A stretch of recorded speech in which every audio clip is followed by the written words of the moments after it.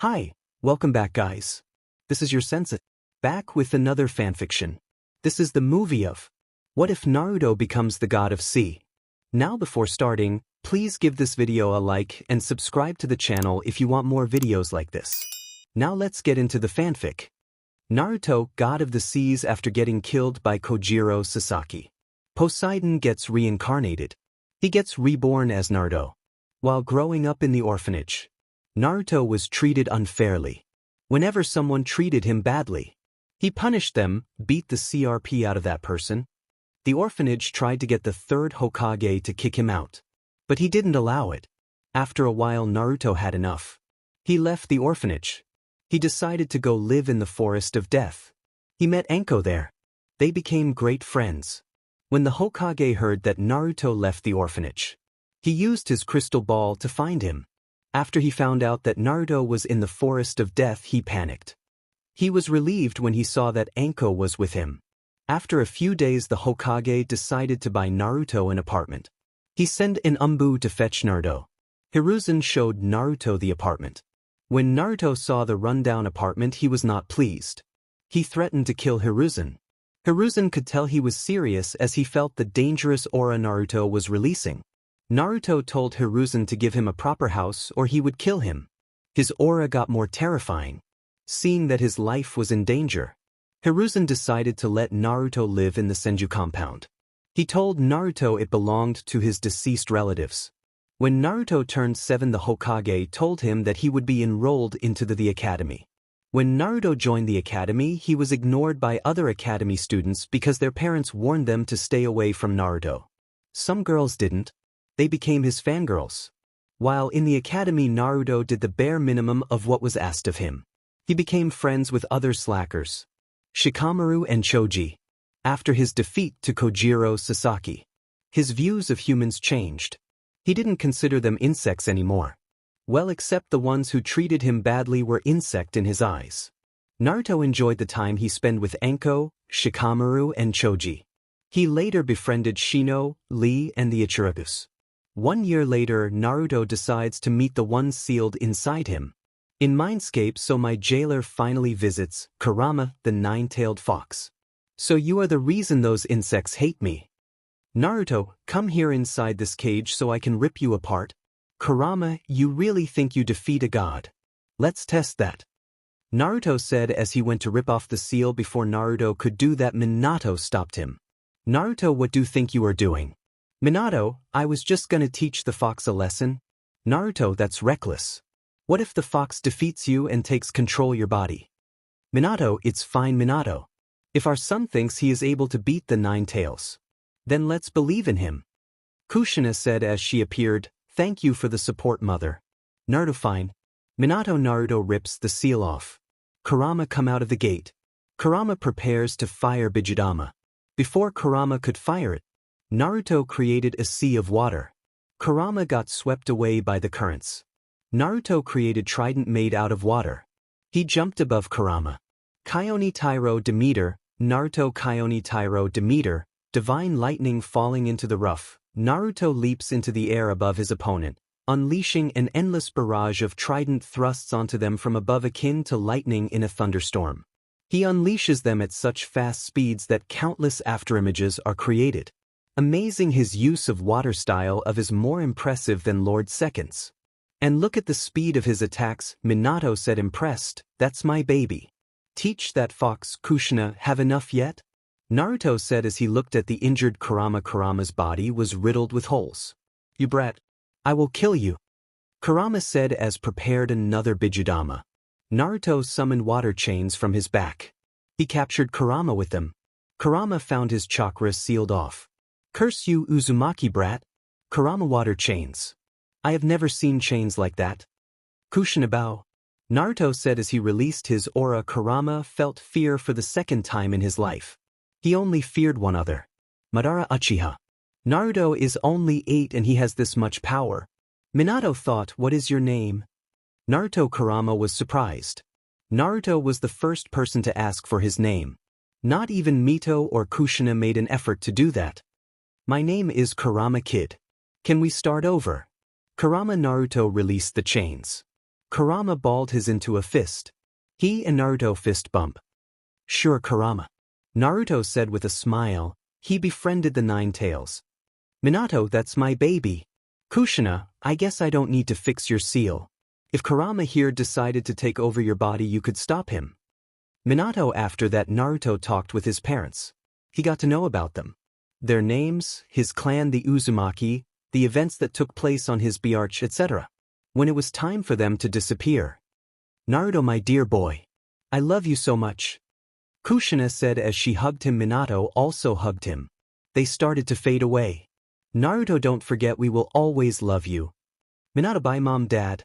Naruto, they disappeared. How do you feel, kid? Kurama sympathized with Naruto, since he also lost his parent. Enraged, I will kill the BSTRD who took them, his parents, from me. Naruto. Next, Academy graduation 2. Academy graduation. When Naruto was 10, Danzo wanted to recruit him. He went to Hiruzen to discuss the matter. Let me train the Jinchuriki Hiruzen. With my training methods he will become the perfect weapon for the village. Danzo, the village's weapon, more like your weapon. Hiruzen thought Danzo was expecting Hiruzen to say no, but he surprised him. Train him if you want to. You will find him at the Senju clan compound. If that is all, you may leave, Danzo. Hiruzen, something is wrong. Hiruzen would never agree to something like this. Danzo thought suspicious. Danzo, you are in for surprise. Naruto will destroy you. Hiruzen thought. Next day, Danzo send a root umbu to go get Naruto. What do you want? Naruto, my sir wants to meet you. Root umbu. Naruto decided to with the root umbu. The root umbu grabbed Naruto's shoulder and used the body flicker technique. When Naruto arrived at Root's base, he was greeted by Danzo. So what do you want from me, old man? Naruto, I want to train you. As the village's asset you need proper training. Training you would not get from others considering their prejudice towards you. Danzo, I don't need training from a human. If that is all, I will be leaving now. Naruto, has Hiruzen told you about your parents? Danzo, no, he hasn't. No, I thought so. I would be willing to tell you in exchange for training you. Danzo, I am not interested. Naruto. Danzo was using Kodo Amatsukami. Naruto was unaffected by it. He tried direct eye contact and still didn't work. What is going? Why isn't Kodo Amatsukami working on him? Danzo thought, if Genjutsu does not work on you, then I will have to use force. Danzo. He ordered his umbu to attack Naruto. Naruto was surrounded by root umbu. Naruto creates a trident. Medusa elope Demeter. Naruto. Medusa elope Demeter. Naruto unleashes trident strikes that combine his divine might and godly speed, attacking from every possible direction. The speed is such that it creates a dome of afterimages surrounding his opponent. As Danzo saw Naruto massacre his men, he thought, did Hiruzen knew this would happen? Danzo thought, you worm, don't waste my time further or you will regret it. Naruto, to think I would have used it on a child, Danzo said as he released the 3 golden arm braces. After that, Danzo removed the bandages on his arm. The multiple Sharingan on his arm was revealed. You insolent worm, how dare you disrespect the dead? Naruto said with anger, the Sharingan is too valuable to be wasted on the dead. Danzo said as he made hand signs. Naruto appears in front of Danzo. Amphitrite, Naruto. Danzo couldn't react. He got pierced multiple times by Naruto. After killing him, Naruto was going to leave until he sensed Danzo behind him. Naruto immediately turned around and pierced Danzo with his trident. After Naruto killed Danzo, he appeared again. Naruto saw that 2 of the Sharingan eyes on Danzo's arm were closed. So 8 more times before you die for good? Naruto glared at Danzo as he released his aura. This brat is a monster. I have to retreat. Danzo thought before he was stabbed by Naruto again. Naruto waited for Danzo to reappear. But he didn't. He ran away. Next time I see him, I will end his existence. Naruto. Next day, Danzo visited Hiruzen again. He asked him why Naruto was that powerful. And who trained him? Hiruzen told him Naruto was self-taught. Hiruzen warned him to stay away from Naruto if he valued his life. Time skip to graduation. Okay class, we will now start the graduation exam. Irika, first you will be doing a written exam. After announcing the first test, Irika and Mizuki start to hand out the question papers to the students. After all the students got the papers, Irika told them they could begin. As Naruto was busy with his paper, Mizuki secretly glared at him. After you fail to graduate, I will give you a fake test and tell you to steal the scroll of sealing. After that I will kill you and give the scroll to Lord Orochimaru and he will give me reward. Mizuki thought evilly that Mizuki guy isn't hiding his hostility towards you. He may try to do something bad to you, Kurama. The insect will meet his doom if he tries that. Naruto thought. After 30 minutes, Irika and Mizuki take in the question papers. They started marking them. Naruto answered half of the questions and left the others blank. After marking every student's paper, Irika announced it was time for the second test, kunai and shuriken throwing. Irika and Mizuki lead the students to a field with targets. The students were given kunai and shuriken. After 30 minutes, the students finished their target practice. Sasuke got the most points, with 9 out of 10 in kunai throwing and 11 out of 12 in shuriken throwing. Naruto got 8 on both. After that, the third test was announced. It was a taijutsu battle between the students. Naruto was matched up with Kiba. Kiba was acting tough, saying he is going to show Naruto who the alpha is. When Naruto released his aura, Kiba immediately forfeited.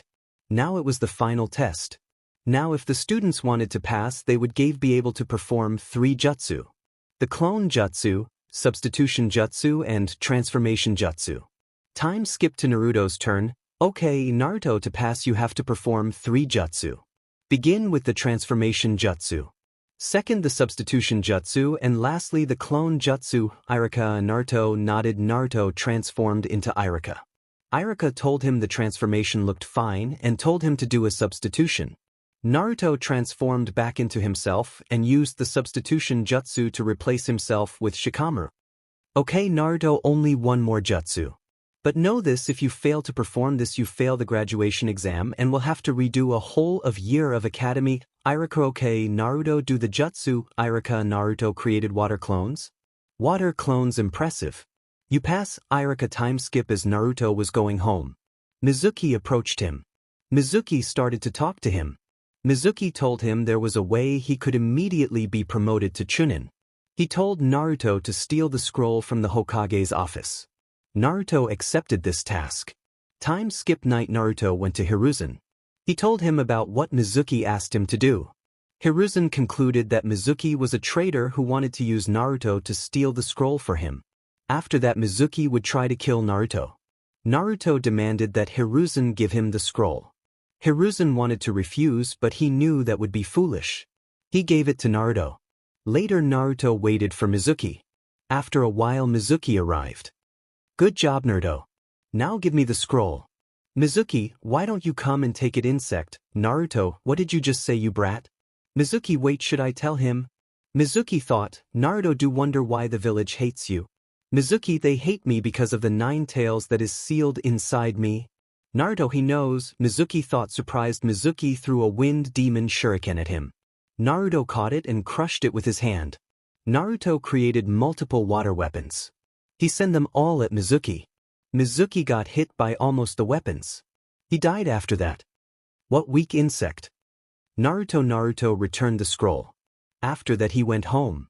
Naruto, god of the seas, godly strength, godly speed and reflexes, godly stamina and endurance, hand-to-hand expert, while preferring to fight with a trident. Naruto is a highly capable unarmed fighter.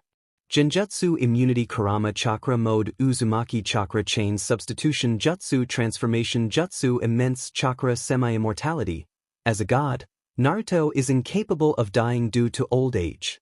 Trident proficiency. Naruto wields his trident with godly skill and proficiency, being able to deliver dozens of blows in the blink of an eye. Hydrokinesis. Naruto can control great volumes of water to a very high degree. He can dry himself and items, such as a lighter, underwater as long as he holds onto it, extract water from petrified seashells, create oxygen bubbles underwater for people who cannot breathe underwater, propel himself through water, summon waves that can easily sink opponents, as well as control water in order to make it explode or use it to grab something. Water solidification. Naruto can harden water into an almost solid shape by increasing the surface tension of the water. He can use this power to walk on water and create a strong water shield. He can change the form of water at will to liquid, solid, and to gas. Hydrogenesis. Naruto can create water using his own power. With it he is able to create an ocean at will. Vitakinesis. Naruto can heal most wounds and cure most poisons when in contact with water. Atmokinesis. Naruto can control weather. He can summon storms such as hurricanes or rainstorms. Poseidon is also the god of storms, earthquakes, and horses in ancient Greek religion. 3. Bell test. Next day Anko went to visit Naruto. Congrats on graduating. Anko, the test was mere child's play. The academy's standards are trash. Naruto, even so I want to give you a reward for passing it. Anko, reward? Naruto asked, her answer being Anko jumping at him and planting her lips on his. He reciprocated the embrace. After a while they stopped kissing. Anko suggested they go to his room. Anko, are you sure you want to do this? Naruto, yes, of course. Whenever I am with you my heart flutters. I wouldn't just do this for anyone. Anko in his bedroom. Lemon. Anko gave Naruto a stuck smirk before she stood up and started taking off her clothes until she only had her black BR and panty on. Like what you see, Naruto-kun? Anko asked, getting a nod from said blonde. Anko then straddled Naruto and slowly took off his shirt and threw it to the floor, allowing Anko to see his well-built frame. Anko couldn't help licking her lips in anticipation. The sight of Naruto's body was making her want him even more. They soon began another makeout session. Naruto groaned when Anko slid her hand into his pants, grabbing his crotch and started rubbing it. Anko then pulled her hand out and started to take off Naruto's pants, but was having trouble. Naruto couldn't resist chuckling at this before helping her out and removing his pants. The moment Naruto removed his pants, Anko saw the large bulge inside his boxers, making her blush. DMN. Are all gods that huge? It's already that big and he still has a few years of growing left. Anko thought to herself with a nosebleed. Anko knew about Naruto being a god. Not just her, he told all his friends and the Hokage. Anko then reached behind herself, unhooking her BR and letting her large melons bounce free. Do you like what see Naruto-kun?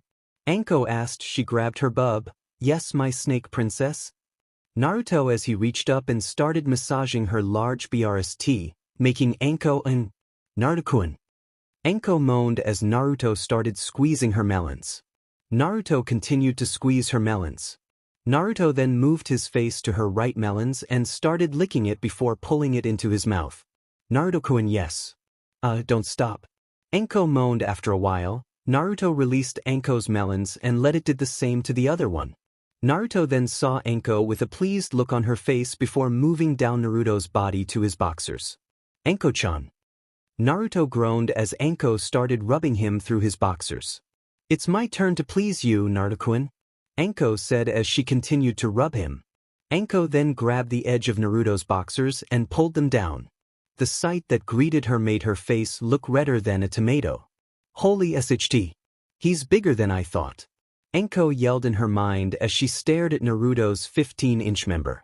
Anko wrapped her fingers around Naruto's member and received a pleased groan in response. Anko smiled at this and began to slide Naruto's member before she put her lips to the head and sucked on it, making Naruto groan again. She soon slipped it into her mouth and started bobbing back and forth while one of her hands bounced his ball. Naruto was on cloud 9 right now. Anko's mouth felt so amazing. Naruto soon felt himself coming close to his end.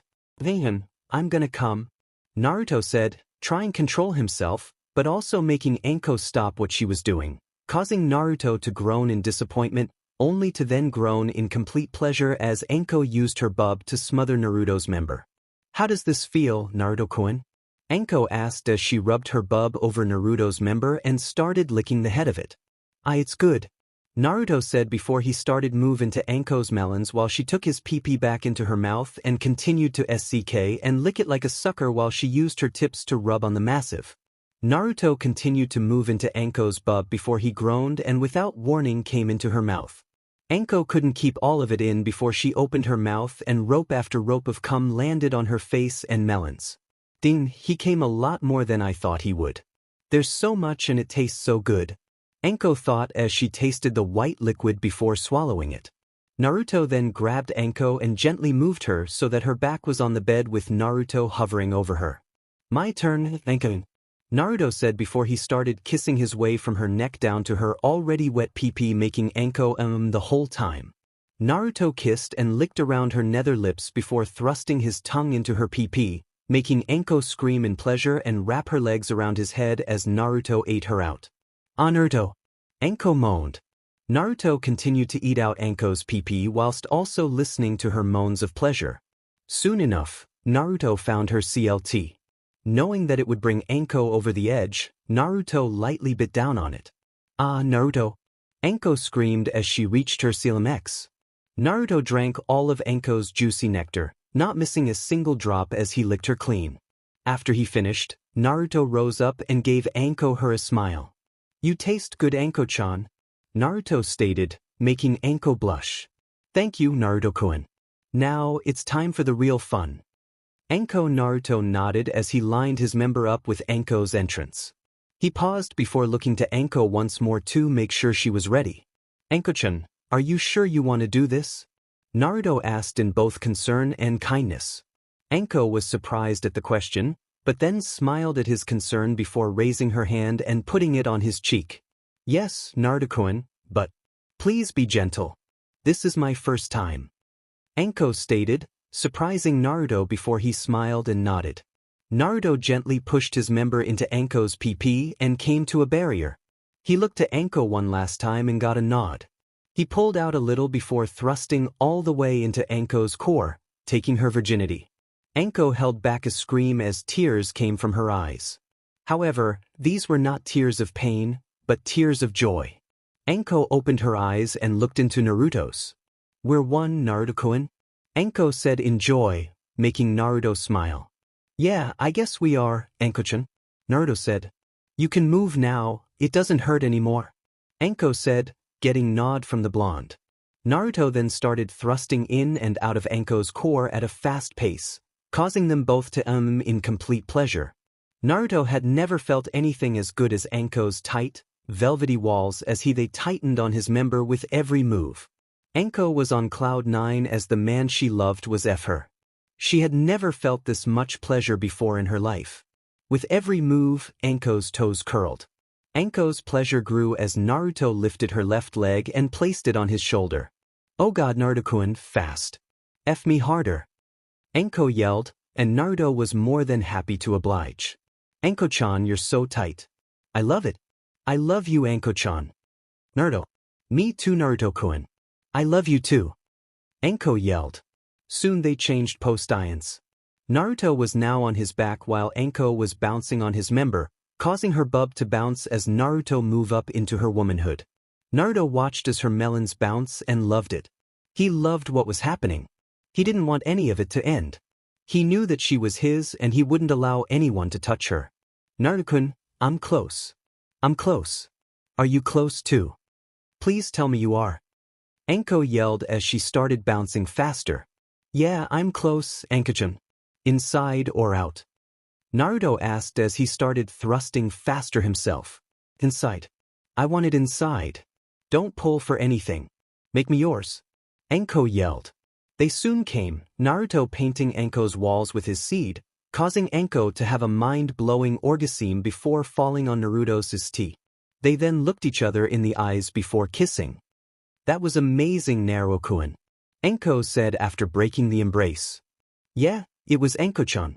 So, does this mean we're a couple now? Naruto asked, wrapping an arm around her waist and pulling close. Anko smiled and kissed him deeply before pulling away. Anko asked, that's all I needed to hear. I do have one more question though. Naruto said. What's that, Naruto-kun? Anko asked. You up for round 2? Naruto asked with a smile. Anko smiled back before nodding. For the rest of the day, they like rabbits in heat and never left the bedroom until the next day. Lemon end. After they had section, Anko decided to move in with Naruto. They spend the week together. Time skip team placement at the academy. Well, beginning today, all of you are real ninjas. But you are still merely genin, the strong part has just started. Now you will soon be assigned duties by the village. So today we will be creating the 3-man teams. And each team will have a jounin sensei. You will follow that sensei's instructions as you complete the assigned duties. Irika said to the class. PFT 3-man teams. That's just more people in my way. Thought Sasuke, I have to be with Sasuke-kun. Thought Sakura teams. How troublesome. If me and Naruto are on the same team, he could do all heavy lifting. Too bad that's not gonna happen. Thought Shikamaru, I hope Naruto's in my team. Thought Ino munch. I should get more snacks after this. Thought Choji, hee whoever is in my team I will still be the best. Thought Kiba, I hope me and Naruto-kun are in a team.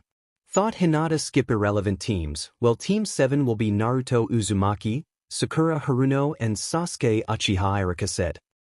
True love conquers. In your face Ino. Sasuke-kun's on my team, Sakura, who cares forehead I am over Sasuke. Ino great. Less competition for me. Sakura thought, demon why does forehead get Naruto? Ino thought with anger, Ryokan, thought Hinata sad that she was not on his team, those two better not get in my way. Sasuke thought. Irika continues, Team 8 are Kiba Inuzuka, Hinata Hyuga and Shino Aburame. Team 10 are Choji Akimichi, Shikamaru Nara and Ino Yamanaka, your Jonin senseis will come to get you. So take a break until then. Irika smile. Time skip 3 hours. All the Jonin senseis except Team 7's came to get them. Sakura and Sasuke were the only ones left in the classroom. Sasuke Uchiha was just about to walk out the classroom in the academy until Sasuke-kun called Sakura, where are you going? HMPF, Sasuke reply, I am leaving. I don't like people wasting my time. As he saw the clock time, where's Naruto? Sasuke wondered. Before Sasuke could leave, Kakashi suddenly arrived. He walked to the desk Sasuke and Sakura were sitting in. That is when Sakura started yell at him. You are late. Where the hell have you been? You kept us waiting for 3 hours. So what is your excuse, Sakura? Well, I got lost on the road of life, said Kakashi with a smile. You know that is the lamest excuse I have ever heard, yelled Sakura. Sasuke looked irritated after hearing Kakashi's excuse. Okay, so where is your other teammate Kakashi? That idiot Naruto, he probably overslept or something. Sakura. Naruto comes after a few minutes. Sakura was about to yell at Naruto. Before Sakura could do, Kakashi interrupted her. Okay, now that we are all here, meet me up on the roof of the academy. Kakashi said as he disappeared in a body flicker on the roof. Okay, let's start with some introductions. Kakashi, what do you want to know? Sakura, your likes, dislikes, dreams for the future, hobbies, stuff like that? Kakashi, why don't you give us an example, sensei? Sakura, my name is Kakashi Hatake. I have no longing to tell you about my likes or my dislikes. My dreams for the future. I haven't thought about that. I have a lot of hobbies. Kakashi. After hearing that, Sasuke and Sakura sweat dropped. After that, Sakura started with her introduction. I am Sakura Haruno. The thing like is. She stares at Sasuke. My hobbies are. Stares at Sasuke. My dream for the future. Stares at Sasuke. Sakura said, blushing, Sasuke fangirl. She will die early if she doesn't change soon, thought Kakashi with a sigh. What are your dislikes? Kakashi, Naruto and Ino. Pig. Sakura, okay, your turn next, Mr. Dark and Broody. Kakashi said as he points at Sasuke, my name is Sasuke Uchiha. I have few likes and many dislikes. My hobby is training. My dream, no, my ambition is to kill a certain man and avenge my clan. Sasuke is so cool, Sakura thought, so he wants to avenge his clan. I thought as much. Kakashi thought, well, okay, your turn. Kakashi points at Naruto. My name is Naruto Poseidon Uzumaki. I like my friends and my girlfriend. My hobby, spending time with my friends and my girlfriend. My dislikes are selfish and terrible insects, humans. Naruto, well, you all unique in your own way. Well, we will start our duties tomorrow with the survival training. Kakashi says, what? But we did enough training at the Ninja Academy, Kakashi-sensei. Sakura says, well, I'm your opponent, but this isn't normal training. Of the 27 graduates, only 9 will be chosen as genin, the rest will be sent back to the academy. This training is a super difficult exam with a failure rate of over 66%. Sakura and Sasuke widen their eyes. Naruto looked unfazed by this. Tomorrow you will be graded on the training field 7. So bring all your shinobi tools. And skip breakfast. You'll throw up. Kakashi, he told them the location of the training ground and left. Time skip. Next day you're late. Sakura yells at Kakashi, sorry I'm late guys. A black cat crossed my path so I had to go the long way. And after that I helped some old ladies in need. Kakashi said as he eyes smiled, what the hell, that is obviously lying. Sakura screams. Kakashi shrugs it off. Well, forget it, you guys have till the clock rings? Kakashi says as he put a clock on a log. Sakura asks, well there are 2 bells. Your task is to take these from me before noon. Those who cannot get a bell by noon gets no lunch. I'll not only tie you to one of those stumps but I'll eat right in front of you, Kakashi smirks while putting 3 lunches boxes on the log. So that's why he didn't want us to eat. Sakura thought you only need to get 1 bell. There are only 2, so one of you will definitely be tied to a stump and the person who doesn't get a bell fails, so at least one of you will be sent back to the academy. Kakashi said with a scary face, you can use your shurikens, kunai, etc. so come at me with the intent to kill or you won't succeed, but you will be endangered. Sakura say, let's just get this over with. Sasuke, well anyway let's begin. Kakashi said. The 3 quickly hid in the forest. Who'll I go after first? Kakashi said as he looking around, with Sakura would be funny, haha. Sakura pants, where are you Sasuke-kun? Then suddenly she heard a voice, Sakura. Sakura recognized this voice, Sasuke. She turned happily, but to her horror Sasuke is covered with kunai sticking in his body and BLD flowing non-stop from him. Sakura help, he plead and falls. Sakura screams and immediately faints. Maybe I overdid that with the genjutsu. Kakashi thought, well I guess I can read my book until Naruto or Sasuke decide to come find me. Kakashi took out his book. He started reading it. As he was reading he was hit by kunai. HMF, Sasuke smirk, but it's last not long as he saw there was a log substitution.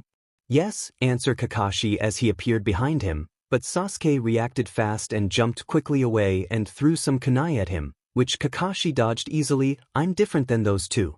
Sasuke-kun, let's test that out, Kakashi said. Sasuke suddenly made some hand seals. That jutsu? Kakashi widened his eyes, how can he use that jutsu? He is merely a genin, HMPF, Sasuke reply, as he finished the Saiken, Gokaku no Jutsu / fire style. Fireball jutsu, sending a big fireball, flying into the direction to Kakashi. The fireball hit Kakashi. I hit him, Sasuke smirks. Well not really. Suddenly Kakashi's voice came from the ground and Kakashi's hands pulled Sasuke's feet to the ground. Ninjutsu, Doton, Shinju Zanshu no Jutsu, Earth Release. Double suicide decapitation technique, Kakashi said and walked away.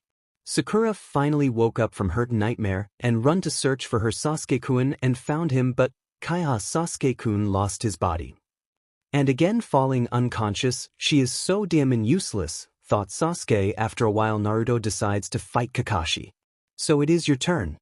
Let's see if you can do better than your teammates. Kakashi. Naruto creates a trident. A water trident. Kakashi said before Naruto appeared in front of him. He's fast. Kakashi thought. Amphitrite. Naruto after getting hit by Naruto's attacks Kakashi poofed into smoke revealing a log. DMN. If dodged that a second later, I would have died. Kakashi thought, Naruto don't you think? You are taking this too far, you almost killed me. Kakashi come at me with the intent to kill. Those were your words. Naruto, I didn't mean that literally. Kakashi. Naruto creates multiple water shurikens and kunai and fires them at Kakashi. Kakashi uses a mud wall to block the attacks. Naruto destroys the wall with a punch. Kakashi creates a few clones. The clones charge at Naruto. Naruto makes quick work of the clones by quickly striking them with his trident. Is that all Kakashi? Naruto, should I use it? Kakashi thought of his Sharingan. Come it with the intent to kill Kakashi, don't hold back. Naruto after hearing this Kakashi lifts up his headband, which revealed his Sharingan. I hope you didn't steal that eye. Or else I will really kill you. Naruto, this eye was a gift from a friend before he passed away. Kakashi, well then come at me. Naruto, don't regret this later. Kakashi said before creating 2 lightning blades. Kakashi dashes towards Naruto. Before he could reach Naruto, Naruto created a lot of water. Kakashi got swept away by it. Naruto snapped his fingers before the water disappeared. Impossible, he's even better than the second Hokage at using water style. He didn't even use hand signs. Just how powerful is Naruto? Kakashi thought Naruto appears in front of him, holding his trident near Kakashi's throat. Give me the bells and you won't get hurt. Naruto said as he appeared in front of Kakashi. Fine, here you go. Kakashi said as he threw the bells at him. Let's go get your teammates. Kakashi, after a while, when Sasuke saw that Naruto got the bells, he was jealous. What are you going to do with the bells? You only need one to pass. Kakashi. Suddenly Naruto threw one bell to Sasuke and the other to Sakura. What? Why me? Sakura asked. Well, it doesn't matter. Becoming a genin does not sound interesting to me. Naruto. No. Sasuke said suddenly, and all the others give him a question look. I will not take a bell that I didn't earn. Here, take it back. He gave it back to Naruto. Yeah, me too. It was nice, Naruto, but I can't take it. You have fought it for it. You should take it, Sakura said. Well, that means Kakashi suddenly starts Naruto. Sakura and Sasuke look to him. You all pass, say Kakashi with a grin. Silence. What? Sakura screams surprise. Heck, even Sasuke was surprised. What do you mean? Well, the test was to see you if you could work as a team. Well, in the fight you didn't show it, but this part was priceless. Kakashi I smiles. Remember, those who break the rules are called a trash, but those who abandon their comrades a lower than trash. Well, was nice to meet you, Team 7. I'm looking forward to working with you. Kakashi smiles at his new students. Time skip to Hokage's office. All the Jonin senseis except Kakashi were in the Hokage's office telling him whether their teams failed or passed. Skip all irrelevant teams. Team 8 passes. Kurinai, how were they? Hiruzen, they had good teamwork. But they could do with some improvements. Kurinai, so what do they need to improve? Hiruzen, Kiba is arrogant. He underestimates his opponents. I fear that may get him killed one day. Shino needs to work on his taijutsu skills. Hinata, she is a shy girl who does not have confidence in herself. Karin, so I see. You will need to work on their issues. Okay, next team, Hiruzen. Yes, sir. Kurinai, team 10 passed. Well, they also had good teamwork. Asuma, what do they need to improve? Hiruzen, Choji has a kind heart. He does not want to hurt others. I fear that may get him killed. Ino, she needs a lot of work. She sucks at everything. Shikamaru, well, the kid is smart but he is extremely lazy. Asuma, okay, you will need to work on that. Hiruzen, after that he told the Jonin senseis they are free to go. Suddenly Kakashi comes in. How did they do? Hiruzen, they passed. Kakashi, probably because of the Uchiha, said a random Jounin. The Hokage laughs. Kakashi could tell by the Hokage's laughter that he knew that Team 7 passed because of Naruto. How was he? Kakashi, Hiruzen, fast, strong. Extremely proficient in water style. Kakashi, water style. Isn't the Uchiha clan's main affinity fire a Jounin? The one I'm talking about is Naruto Uzumaki. Kakashi, that boy, said a Jounin with disgust. How about his teammates? Hiruzen, I would rate Sasuke at high Genin level. Low Chunin level. With more training and experience he can become high Chunin level in a few months. Sakura arg. Unlike her teammates, Sakura needs to work on lot. Kakashi, thank you all for the reports. You may leave now. Hiruzen, they left. We now see Hiruzen cursing the mortal enemy of any Kage, which was paperwork. Daemon, you Minato, how were you able to finish this so fast? I swear I'm gonna kill you if I meet you in the afterlife. Hiruzen 4, Land of Waves. One time skip 1 month after a series of uneventful D-rank missions. Team 7 are fed up with the missions they have received so far. At Hokage Tower, now Team 7 your next duty is babysitting an elder's grandson, shopping in the neighboring village, and help with potato digging. The Hokage listed Naruto glared at him. Maybe I should give them a C-rank mission, Hiruzen thought. Kakashi, do you think they are ready for a C-rank mission? Hiruzen, I believe they are. If there comes trouble I will handle it. Kakashi, okay, if you want it. I'll give you a C-rank mission. It's a protection mission of a certain individual.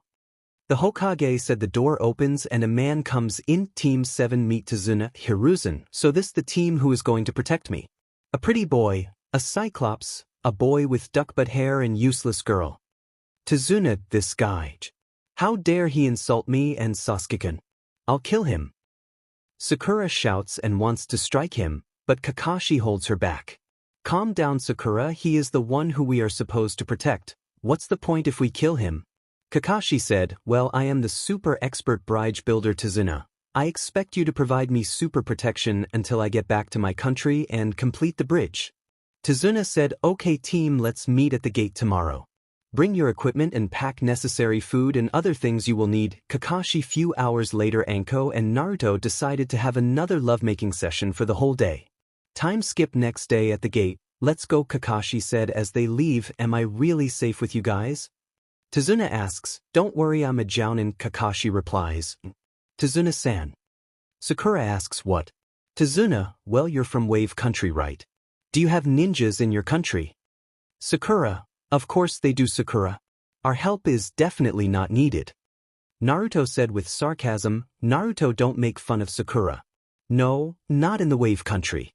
But in most other countries the culture may be different, but hidden villages exist, and so do ninjas.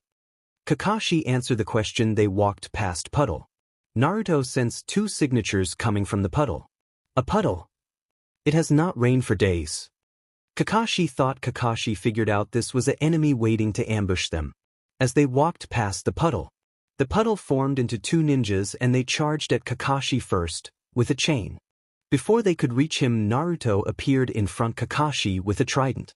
Amphitrite, Naruto. The attackers couldn't dodge and were thus killed by Naruto. He is fast, Sasuke thought. What, Naruto? He killed them, thought Sakura. Tazuna, can you please explain why those two were after you? Kakashi, I don't know. Tazuna, those two wouldn't have recklessly attacked me if they knew my reputation. They wouldn't have a reason to attack my squad either. Well, that is if they wanting to use Sasuke for breeding or to steal his eyes. Or to claim Naruto for because of his special circumstances, Jinchuriki status. Special circumstances, Sakura and Sasuke thought. Well, if you don't know, I guess me and my team should just leave you alone here. Kakashi said with a eye smile. Now Tazuna sweat dropped. I give in. Do you know the man by the name Gatu? You mean from the Gatu shipping? Kakashi replies, yes. Officially he runs a large shipping company, but it isn't important. Well, it was about a year ago when he set his eyes on the Wave Country. Through money and violence he took control of the country's shipping industry.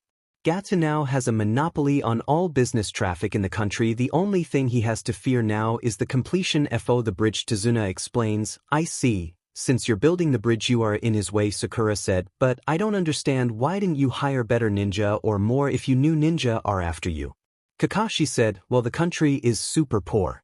Even the feudal lord has no money, and of course we don't have money either, so we have not enough for the expensive B-rank mission, but don't worry about it. If I die, my cute 10-years-old grandson will just cry for a few days. Tazuna laughed. Oh yeah, my daughter will live a sad life hating Leaf Village ninja forever, but it won't be your fault. Not at all. He continued to laugh. You can guys go home if you want. I can handle this alone. Naruto, that insect Gat. I will put him in his place. Naruto thought, thanks kid. Tazuna, well, I guess we have no choice to protect you at least until you get back to your country. Kakashi said. They continued to walk until they came to a lake. Tazuna's friend was waiting for him with a boat. Time skip. They made it to land. They climbed off the boat. They walked for a couple of minutes until Sasuke suddenly twitched and threw a kunai to a bush, but a white rabbit came out. Sasuke-kun, you almost killed that cute rabbit? Sakura, what? A white rabbit here? But it's summer, was it for a substitution? Kakashi thought. He realized what would happen when Kakashi cursed, everyone get down. Then suddenly a big sword was thrown at them. Kakashi took Sakura down. Sasuke ducked and Naruto jumped away with Tazuna. Well, if isn't that the copycat Kakashi?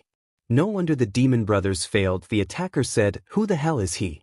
Sakura and Sasuke thought, as they looked at their attacker. Well, if it isn't the hidden miss rogue ninja Zabuza Momoichi, said Kakashi. Sasuke prepared to attack, but Kakashi stopped him before he could. Sasuke was angry because Kakashi stopped him.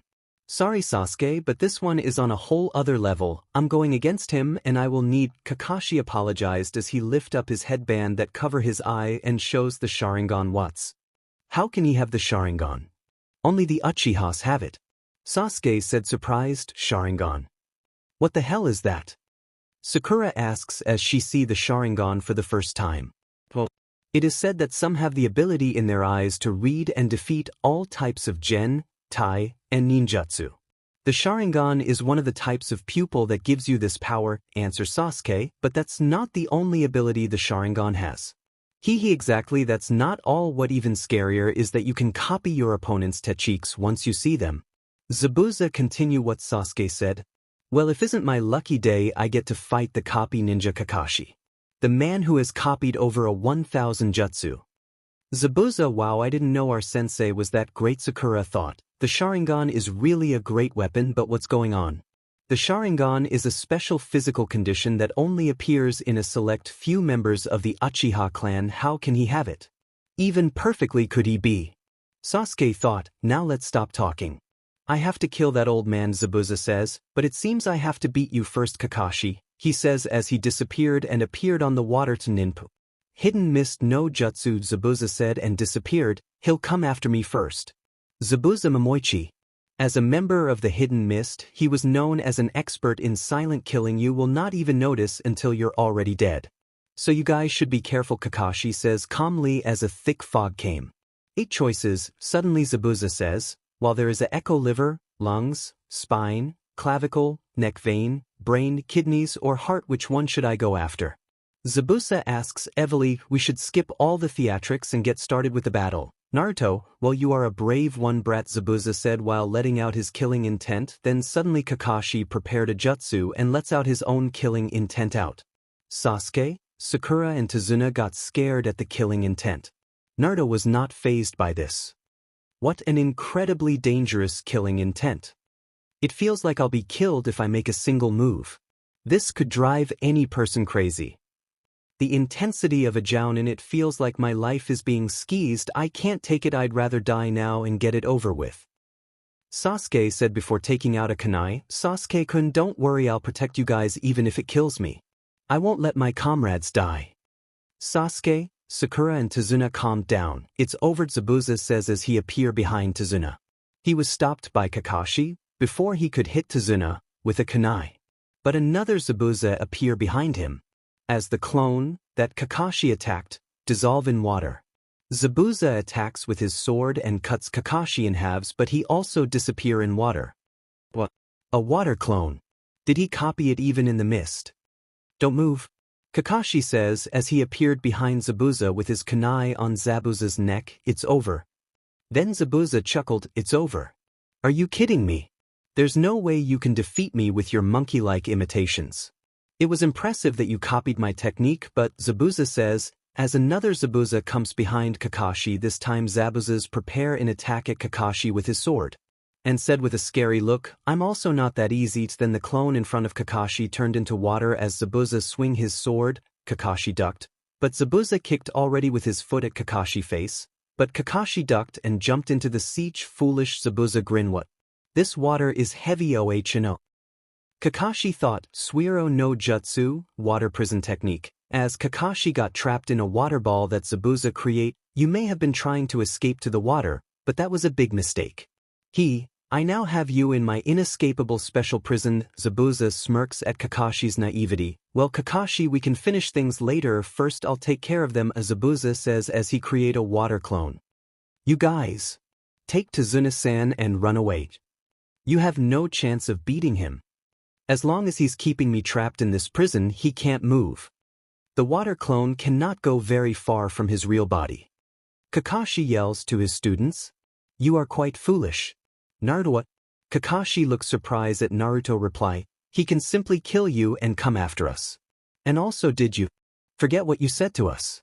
Those who break the rules are called trash, but those who abandon their comrades are lower than trash. I am definitely not trash, Naruto. Sensei, your son has grown up well. Kakashi thought, well said, dope. Sasuke smirks, wearing forehead protectors and acting like real ninjas, but you know what? A real ninja is someone who survived numerous brushes with death. Basically, once you're good enough to be listed in my handbook, then you can start calling yourself a ninja. You guys should not be referred to as ninjas, the clone said to the genin, as he disappeared. He appeared in front of Naruto only to stabbed by a trident. Well then register my name, Naruto Poseidon Uzumaki. In your handbook, Naruto, not bad boy, but it was just a lucky shot, Zabuza says as he creates another clone. Suddenly Zabuza laughed. You guys will never grow up. When I was about your age these hands were already stained with blood, Zabuza said with a scary look, the demon of the mist Zabuza. Kakashi says, so you've heard a little about it?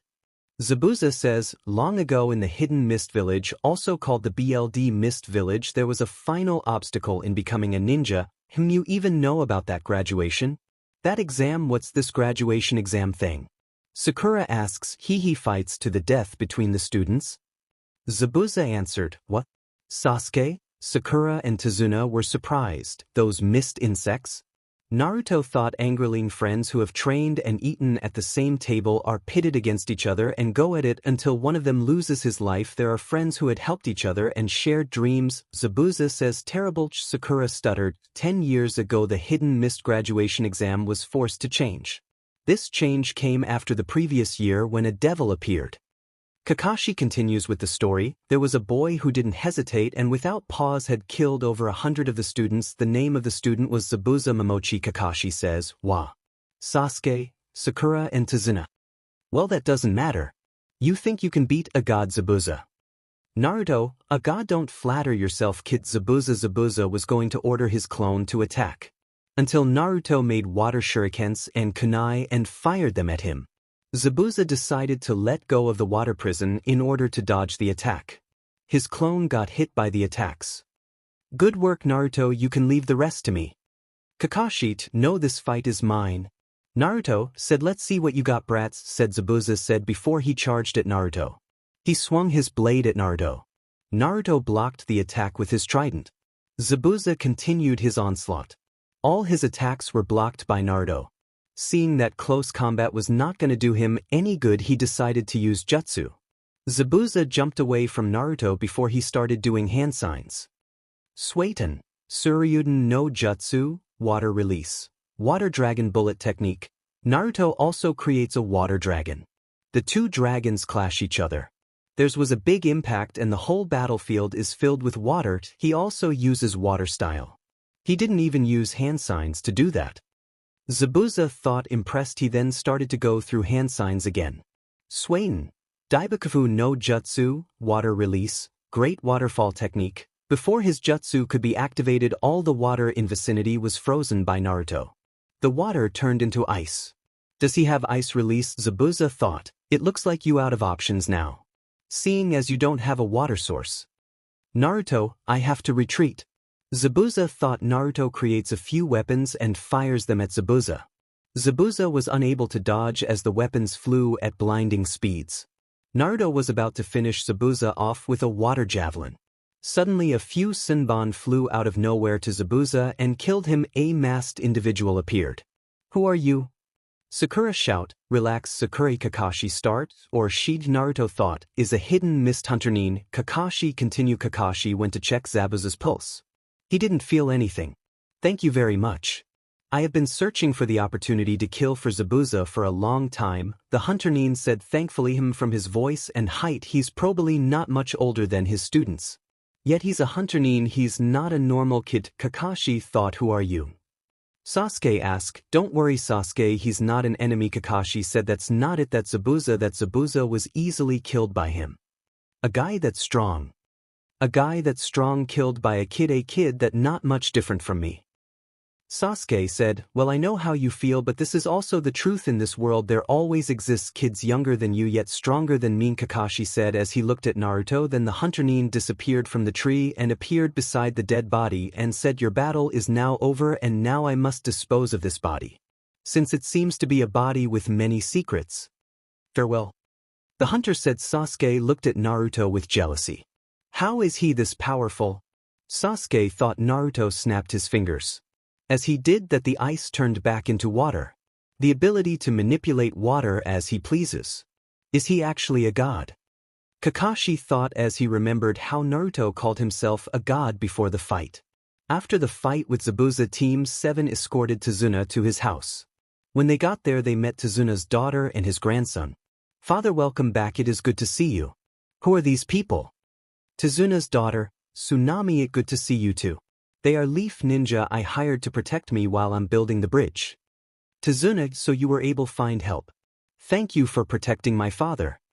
Tsunami, it's no problem, Miss Tsunami. My name is Kakashi. These are my students Naruto, Sasuke, and Sakura. Kakashi, Tazuna's grandson, appeared. He gave Tazuna a hug and asked him about Team 7. Grandpach, said Tazuna's grandson as he hugged him, Uri, it is good to see. Tazuna, Grandpa, who are they? Uri, hey, are ninja I hired to protect me while I'm building the bridge. Tazuna, Grandpa, you should give up on building the bridge. Gato is going to kill you if you don't. Inari, the bridge is needed for us to be free from Gato's reign. Tazuna, you are a idiot, Inari said as he ran away. Next, Team 7 and Tazuna's family were having breakfast. While having breakfast, Sasuke asked Kakashi about his Sharingan.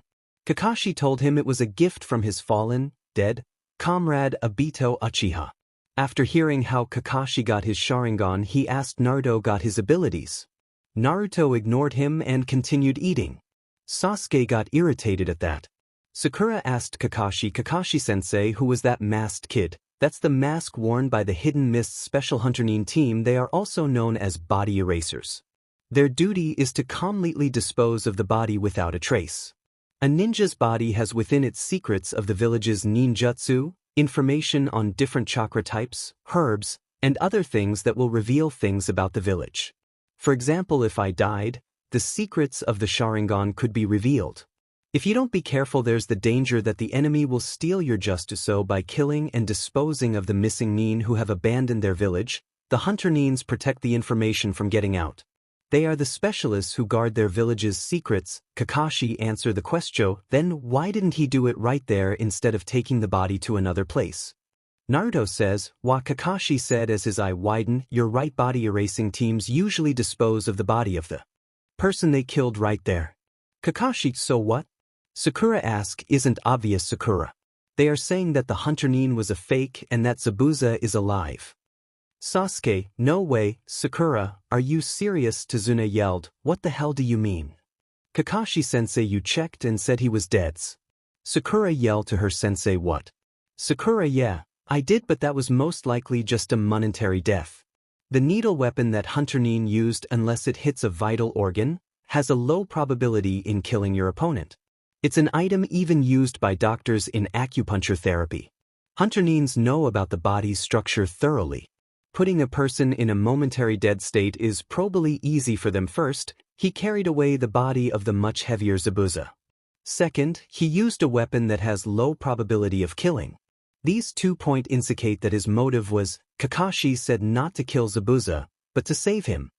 Sasuke finished the sentence, yes, Kakashi said, aren't you overthinking it? Hunter nins are supposed to kill missing nins. Tazuna said, no, with all this suspicion we will prepare before it's too late. That's a shinobi rule, Kakashi replied, so that means you guys will receive training. Kakashi said to his pupils, you guys won't probably need it. That fight with Naruto probably broke his fighting spirit. Kakashi thought, sensei, what's a little training going to do? Our enemy is a ninja you struggled against even with the Sharingan. Sakura yelled, don't worry, we have Naruto to back me up.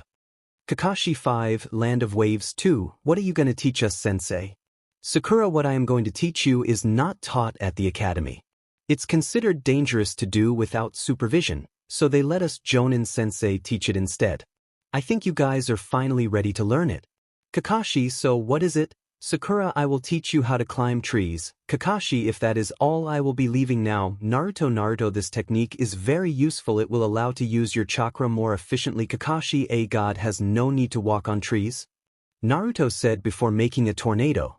He jumped on the tornado and rode away from Tazuna's house. Kakashi was surprised and Sasuke was jealous. He can also use wind style. Kakashi thought, surprised. Demon Dobe, Sasuke. Kakashi created a clone to oversee Sasuke and Sakura's training so that he could protect Tazuna while he is building the bridge. Sakura did better than Sasuke in tree climbing. He was struggling. After Sakura finished scaling her tree, which took less than 2 hours, clone Kakashi took her to a forest pool for water walking, which she finished by the end of the day. Her progress was truly astounding, despite her lack of stamina. While Sasuke and Sakura were training, Naruto walked around in the Land of Waves. While walking around, he saw the effect of Gato's rule had on Wave. Everywhere he walked, he saw starving children and adults. As Naruto saw this, he sweared would give Gato a terrible death. After walking a while, Naruto made his way to a forest. There he stumbles upon a young lady picking herbs in a forest. Naruto could tell by her aura it was the hunter Nin. "Good afternoon, miss." Naruto, the fake hunter Nin, was surprised to hear Naruto. He hid her surprised expression and greeted Naruto. "Good afternoon, sir. Fake hunter Nin, would you like me to help you with picking herbs?" Naruto, she accepted Naruto's offer. While picking the herbs they talked. "So miss, what's your name?" "My name is Naruto Poseidon Uzumaki." "Naruto, my name is Haku." "Haku, it is nice to meet you, Haku." "Haku, for who are you picking these herbs?" "Naruto, they are for my precious person." "Haku, your precious person." Naruto, do have someone precious to you?"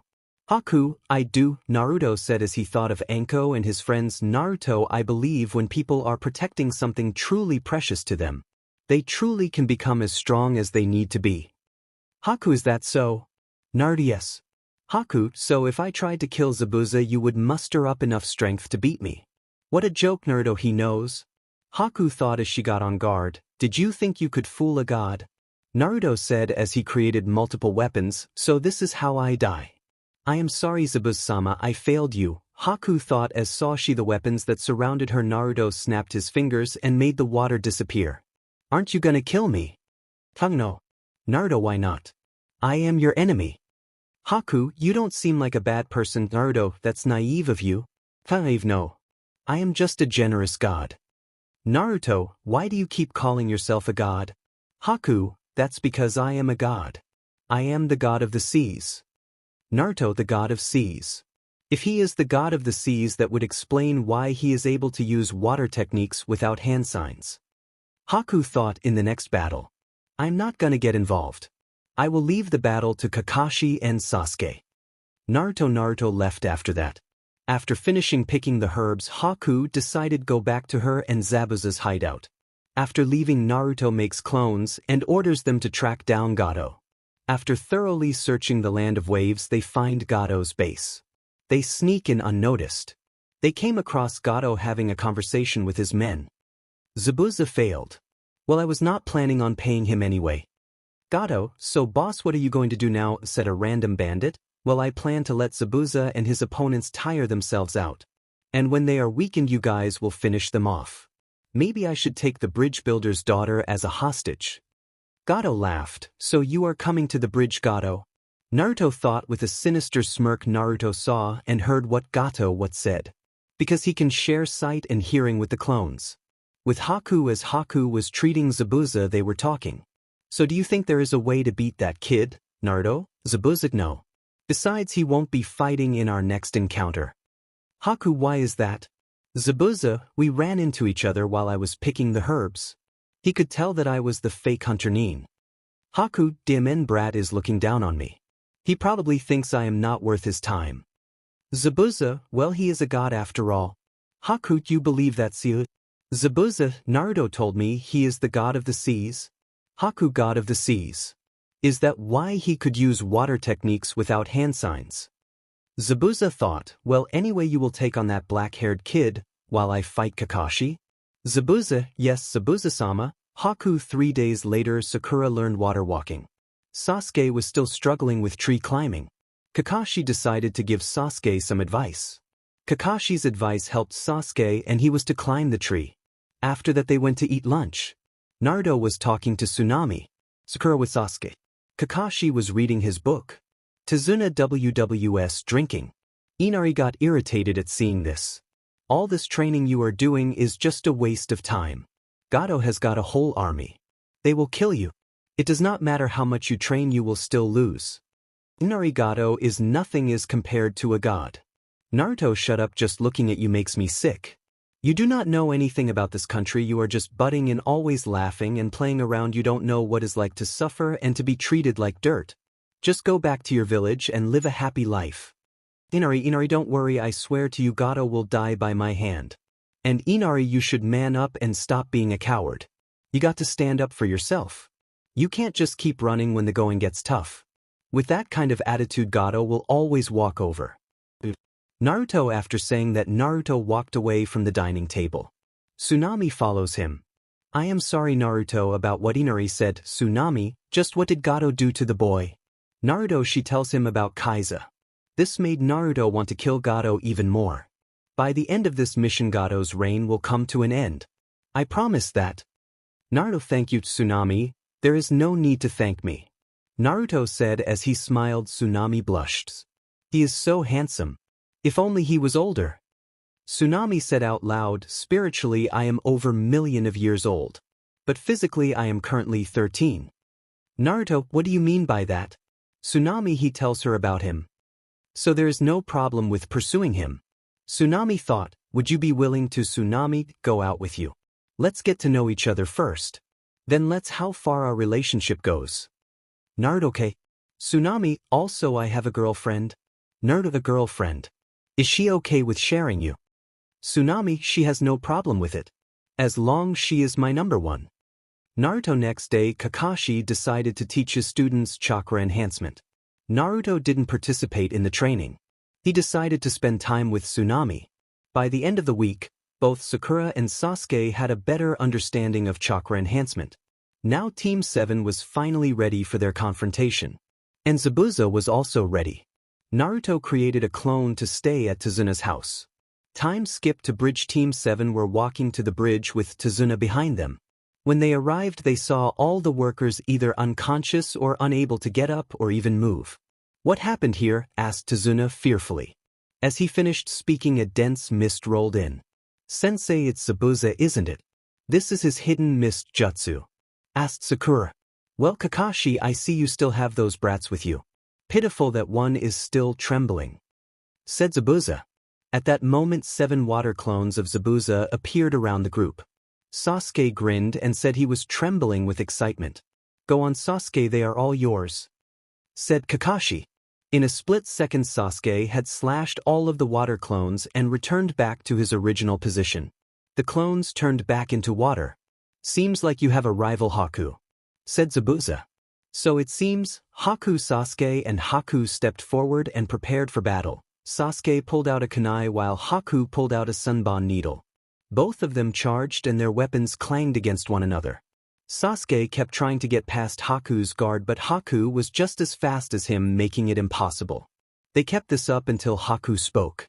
We are only after the bridge builder, if you back off we won't need to fight you. Haku. Sasuke ignored her and kept looking for an opening. You are at a great disadvantage, give up now. Said Haku calmly. How am I at a disadvantage? Sasuke asked with a scoff, clearly not believing Haku. First we are surrounded by water and second I've blocked one of your hands, leaving you with only one to defend yourself. Said Haku in her level tone. Haku brought her free hand up and begun to make hand signs using only that hand. When she finished Haku said water style, 1,000 needles of death. She stomped her foot on the ground and the water rose up all around them in the shape of water droplets. In the next moment all the droplets turned into sharp water needles. The needles rushed at Sasuke in an attempt to skewer him. Sasuke managed to avoid the needles by pushing his chakra into his feet and leaping away. While in the air he threw 4 shuriken causing Haku to backflip away. Sasuke then appeared behind her and cockily said, "From this point on you are going to be defending from my attacks." Sasuke charged with a kunai which Haku blocked with her forearm.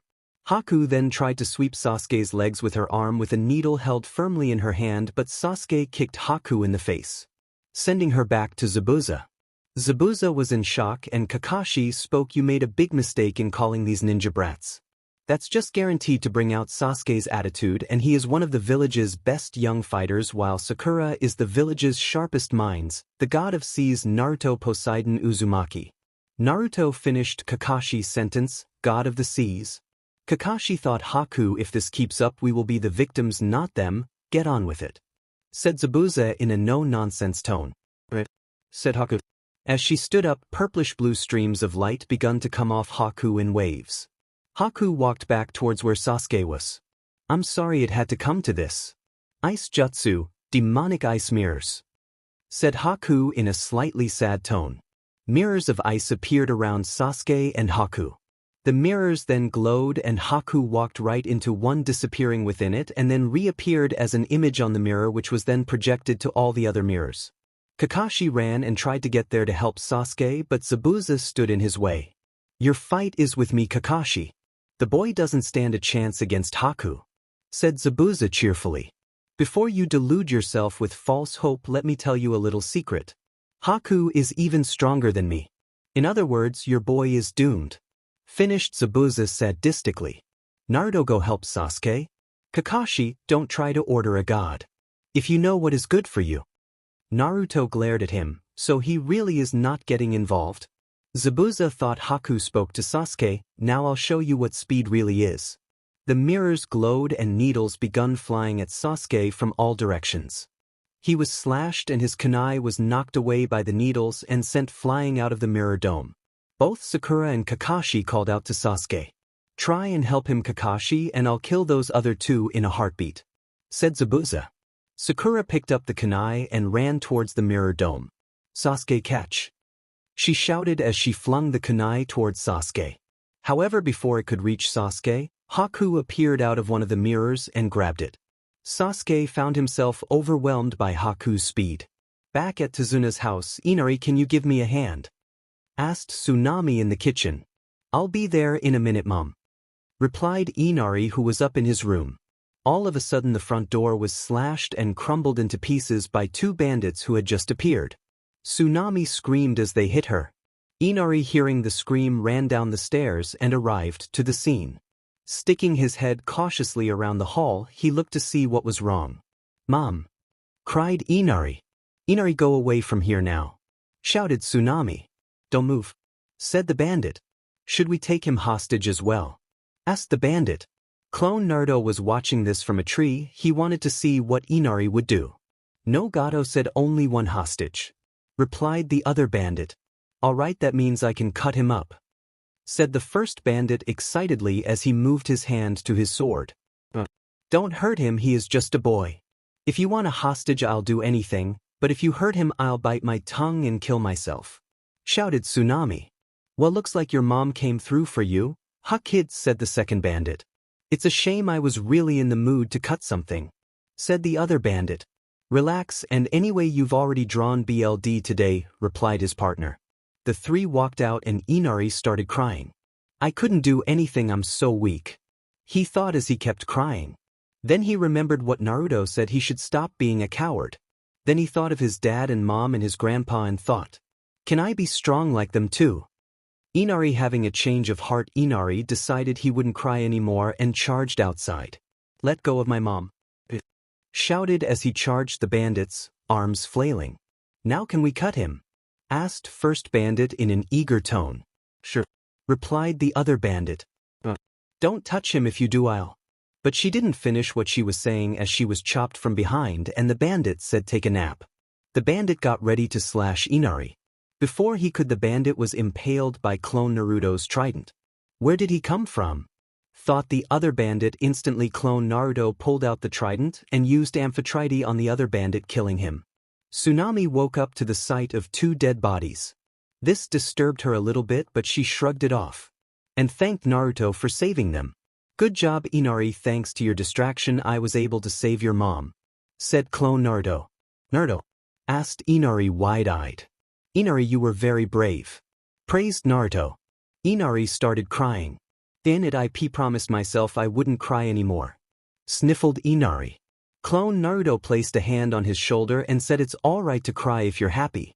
On the bridge, as Kakashi saw that Sasuke was getting overwhelmed and he was barely holding on, and Naruto's unwillingness to help, he decided to finish Zabuza. "I have to save Sasuke, I have to end this now." Kakashi drew a scroll and swiped some of the BLD from his jacket onto the scroll. He twirled it around and then placed it on top of his knuckles while making hand signs, then slammed it on the ground and said, "Ninja art summoning earth style. Fong pursuit jutsu." Little squiggles rushed out and rushed to where Zabuza was. When the markings reached him, ninja hounds burst from the ground and bit onto Zabuza on his neck and all his limbs. "Got you," said Kakashi. Kakashi made hand signs and formed his very own original jutsu, lightning blade. He called, "Zabuza, I won't let you kill Tazuna, he is a brave man and is helping this village recover. I won't let you destroy this bridge and this village's dreams," said Kakashi while he gripped his hand. Why should I care? I have my own dreams. Zabuza retorted. But in order to have a dream you need a future and your future is all used up. This is the end, Zabuza. Kakashi said and charged. Oh no, Zabuza-sama is in trouble. Haku said before using the body flicker technique. Where did she go? Sasuke said as he saw the mirrors disappear. She appeared in front of Kakashi. Kakashi saw her but it was too late to cancel his attack. Naruto appeared in front of Haku and grabbed Kakashi's arm. Naruto, Kakashi, that's enough. Gato's here. Naruto, Gato. Zabuza, that's too bad. I wanted to see Zabuza dead. Gato, you bstrd. You never were gonna pay us, Zabuza said as he saw Gato with his army. No. Gato, Kakashi's summons disappeared. Our fight is over, Kakashi. It's time to kill that BS, Zabuza. Go ahead, Kakashi, let me join in on the fun. Sasuke, you two stay out of it. Gato is mine. Naruto, I don't take orders from you, dope. Sasuke, you dare question me? Naruto said as he released his aura on Sasuke. Just how is he so power? Sasuke thought angrily. Know your place? Naruto said before walking towards Gato. Gato ordered his men to attack. The men charged at Naruto. Naruto created water bubbles around the heads of Gato's men. He made the water explode. The water blew off their heads. The brat is scary. Zabuza thought. Naruto walked to Gato. Don't kill me, I'll give you anything you want. Gato pleaded. I don't want your money. Give it to Tazuna. Naruto. Gato told Tazuna where his money was and the combination to his safe. Naruto created a trident. He stabbed Gato in the leg. Please spare me. I already told where my money is. Gato said as he held his leg. Naruto stabbed Gato's arm. Arg. Gato, please. I promise to never come back again to the land of waves. I will change my ways, Gato said with tears. Naruto stabbed Gato's other leg. This is for all the hurt you have caused. Goodbye, Gato, said Naruto before he stabbed Gato through his throat. Naruto turned around to see Inari with all the villagers behind him. Naruto, I rounded up the villagers to help us fight. Inari said before he saw the fight was finished. You missed all the action. Naruto, that's too bad. Inari and the villagers started to cheer as they saw Gato dead. A week later the bridge was finished and Team 7 and were just about to head back to the Leaf Village. Before they left, Inari spoke. Guys, come back real soon. Don't worry, Inari, I visit you guys soon, said Naruto smiling. Naruto walked up to Tsunami and kissed her on her lips. Tazuna glared at Naruto. Kakashi giggled pervertly at this. Sakura blushed. Sasuke just looked indifferent. Thanks, Naruto, for everything you did for us, said Tsunami. No problem, Tsunami. Naruto, as they were leaving the villagers, begun to ask about the name of the bridge before Tazuna spoke, smiling at Naruto moving away in the distance. We will call it the Great Naruto Bridge. Tsunami chuckled. That's a good name and hopefully it will stand as a beacon strength for years to come, just like Naruto was for this village and the bridge, said Tsunami with a slightly dreamy expression. To the Leaf Village, Team 7 made it back to Leaf Village. Kakashi told they would need give the Hokage a report of the mission. When they got there, Kakashi gave the Hokage a report of the mission. After the report, the Hokage dismissed Team 7. Naruto, Sasuke, and Sakura left the Hokage's office. Kakashi wanted to ask him about Naruto. Kakashi, is there something important you wish to discuss? Hiruzen, yes, there is, Lord Hokage. It is about Naruto. Kakashi. Hiruzen smirks. Is he truly a god? Kakashi, in his previous life he was a god named Poseidon, the god of the seas. Also storms, earthquakes and horses. Hiruzen, can he use those techniques without chakra? Kakashi, yes. Naruto uses divine power instead of chakra. Hiruzen, so he really is a god, Kakashi thought. Is that all you wanted to ask? Hiruzen, yes, Lord Hokage. Oh, I forgot to tell you, Naruto got a girlfriend in the land of waves. Kakashi then disappeared using the body flicker technique. So Naruto has another girlfriend. Hiruzen chuckled before sighing and returning to his paperwork. I really hate paperwork. 6. Chunin exams time skip. Team 7 did D-rank missions while the Chunin exams were fast approaching. Kakashi got his team together and showed up on time for once, probably to avoid pissing off Sakura. They were standing on a small bridge. Guys, I'm really proud of all of you, said Kakashi, smiling as he appeared on the rail of the bridge. You have all come a long way, so I have recommended all of you for the Chunin exams. If you want to participate, go tomorrow to room 301 in the academy and submit these applications," said Kakashi, throwing one to all three of them. "Bye," said Kakashi before disappearing with body flicker. Sasuke walked off and Sakura followed, trying to get a date as she obviously didn't get the hint that Sasuke wasn't interested. Naruto decided to go home. As Naruto was walking, he heard Konohamaru yelling, "Let me go." Naruto went to where he heard the commotion and saw Temari and Kankuro. Kankuro was squeezing Konohamaru painfully by his scarf. Kankuro put him down. "You're going to get us in trouble," said Temari. "Relax, Temari. We've got a bit of time until he gets here. We might as well have some fun," replied Kankuro. "I suggest you listen to your appealing companion, as it is clear that she has a brain while you do not." Naruto smiles at Temari. Temari was surprised that this kid had just insulted her brother and blushed at the compliment of a handsome Naruto, while Kankuro snarled at being called brainless. "You know what, kid? You've offended me, so I'm going to teach this boy your lesson. Respect your betters," said Kankuro, who pulled back a fist and was about to slug Konohamaru in the face. Naruto appeared behind Kankuro in an instant with trident pressed against his neck. "Like I said, I suggest you listen, and you are not my better," Naruto said as he glared. Kankuro let Konohamaru down and let him move away and leave the area while Naruto backed off. He then pulled off what looked to be a mummy of his back. "What are you doing, Kankuro? Are you going to use the crow for this?" asked Temari, slightly worried. "Kankuro, you are an embarrassment to our village," said a voice from nowhere which sounded bored. The owner of the voice appeared in a swirl of sand in front of his comrades. "Oh, Hagar," said Kankuro, scared. He turned and faced Naruto. "Shikaku's vessel," said Kurama. "I apologize for my brother," said Gar. "You don't have to apologize. Just keep him in check. His stupidity is going to be the death of him." "Naruto, what is your name?" "Garth, my name is Naruto Poseidon Uzumaki." Naruto Uzumaki, do you plan to take part in the Chunin exams?" "Gaara, I am considering it."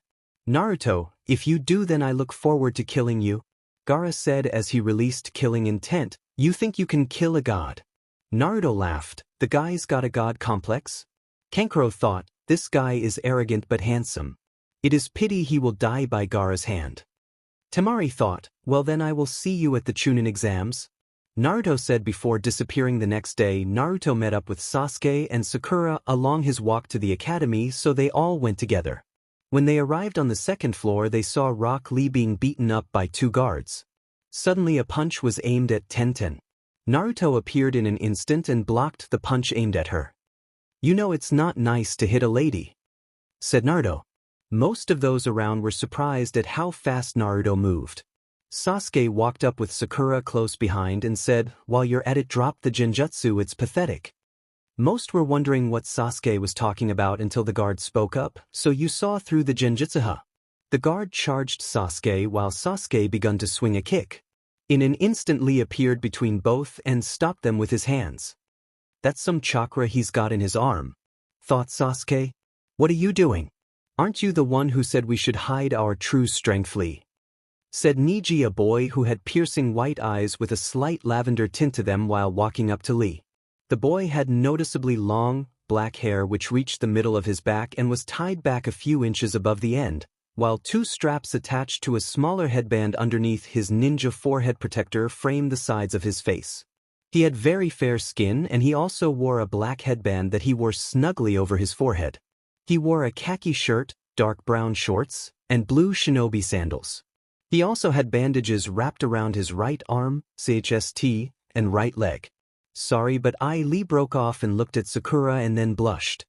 "My name is Rock Lee. You are Sakura, right? Please be my girlfriend. I vow to protect you with my life." Lee said to Sakura.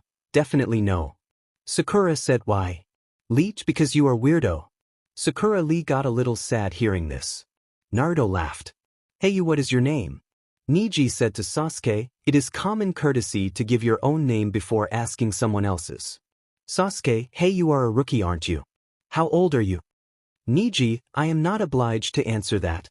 Sasuke, "What's that?" Niji, "Hey Sasuke, Naruto, come on, let's go." Sakura after she said that they went to walk to the examination room. But they were stopped by Lee. Hey you with the attitude, hold on. Lee said to Sasuke, what do you want? Sasuke, I want to fight right here and right now. Lee, you want to fight me here and now? Sasuke, yes. My name is Rock Lee. You said it is common courtesy for a challenger to give his name first, Sasuke Uchiha. Lee, so you know me. Sasuke, I challenge you. Everyone is always talking about the Uchiha clan and how great they are. I want to see if it is true. I figured you would be a good test for me. And also Sakura, I love you. Lee, no, I would never love someone like you. Those eyebrows of yours are gross. Sakura screamed, you have heard of the Uchiha clan and yet you are challenging me. You must be even more psycho than you look. If that is possible. You want to know more about my clan, then I will teach you the strong way. Sasuke, bring it on. Lee said, excellent, a matchup against the #1 rookie. I will draw him out and get him to reveal his technique and I will prove myself to you guys, sensei. Lee thought, okay, let's fight. Sasuke, you should take this serious.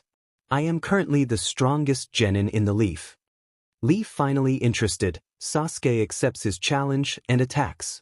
He's instantly met with Lee's leaf whirlwind and goes flying backwards. Getting back up, Sasuke prepares, resorting to his Sharingan to figure out Lee's technique this time. Again, this is futile and Lee explains it's because his techniques are neither ninjutsu or genjutsu, but mere taijutsu, also known as martial arts. With hand-to-hand combat, the Sharingan isn't helpful. Even if he can see the techniques, one's body cannot move fast enough to react. Lee uses the shadow of the dancing leaf to kick off his next move in order to finish off Sasuke, but a large turtle stops him before he carries this out. The turtle seemingly reprimands Lee for using a forbidden technique, leaving Team 7 to think the turtle is Lee's sensei. Might Guy, his actual sensei, appears on top of the turtle and punches Lee across the face as punishment, proceeding to hug him and cry afterward. Team 7 are dumbstruck, and Sasuke can't believe he was beaten by what he perceives as a freak. Guy asks the team how his eternal rival, Kakashi, is doing. He's ahead in their match record, which stands at 50 wins and 49 losses. Guy also says that he is much faster and stronger than Kakashi. When Guy leaves, Lee confesses that he is not the strongest genin Niji Hyuga, his teammate is. Naruto tells Sasuke why he lost, saying that Lee obviously trains harder than him. In the end, the team focuses their attention on the Chunin exams. 10-10 thanks Naruto. After the fight, the Team 7 and Lee all headed to room 301, where the first phase of the Chunin exam would be held. When they got there, they were greeted by Kiba. So once again the rookies are together again, ha Akamaru, said Kiba. Ino hugged Naruto from behind, causing Hinata to glare at her. So troublesome, said the familiar voice of Shikamaru with Choji close behind munching on chips. Well Shikamaru, I didn't expect to see you here. Isn't this too much work for you? Asked Naruto, half joking, half surprised. Yeah, but Asuma made us, so here we are. Replied Shikamaru, sounding very bored. You guys might want to keep it down, you're attracting a lot of attention, said a boy with black eyes with gray hair kept in a ponytail wearing circular glasses. He also wore a dark purple shirt with a white undershirt and a white sash around his waist worn at an angle, dark purple pants, blue sandals, and a shuriken holster on his right leg. Who are you? Asked Sasuke. I'm Kabuto Yakushi. You must be the rookie genin, he stated. Yeah, we are, replied Sasuke. Well, maybe I can help you out then, said Kabuto, who then proceeded to talk about who came to the exams and what generally happened, as well as his 7-in-a-row streak of failure and finally his ninja info cards. He still insults the Sound Village. Show me what you have on Gaara of the Desert, Rock Lee and Naruto Poseidon Uzumaki, said Sasuke. Okay, first up, Gaara of the Desert. His teammates are Temari and Kankuro of the Desert, who are also his siblings, and it says here he has completed 8 C ranks and AB rank without getting a single scratch. In fact, he has never been injured. The genin were stunned until Kabuto moved on. Rock Lee teammates Niji Hyuga and Tenten, Sensei Might Guy. His taijutsu has increased dramatically over the past 12 months, but the rest of his skills are virtually non-existent. He has completed 20 D ranks and 11 C ranks. Lastly, Naruto Poseidon Uzumaki says here you've done 20D ranks and an A rank, impressive. You have Kage level chakra capacity and Kage skill level in ninjutsu. Your skill in water style surpasses that of the second Hokage as you perform it without hand signs, your genjutsu skills are unknown, taijutsu skills unknown, and you are very skillful with a trident. Said Kabuto. Most genin were surprised as they heard about Naruto's skill. A Kage level genin. How hasn't he been promoted yet? Dosu thought Shikamaru grew suspicious of Kabuto, because he had classified information that only a Kage would have access to.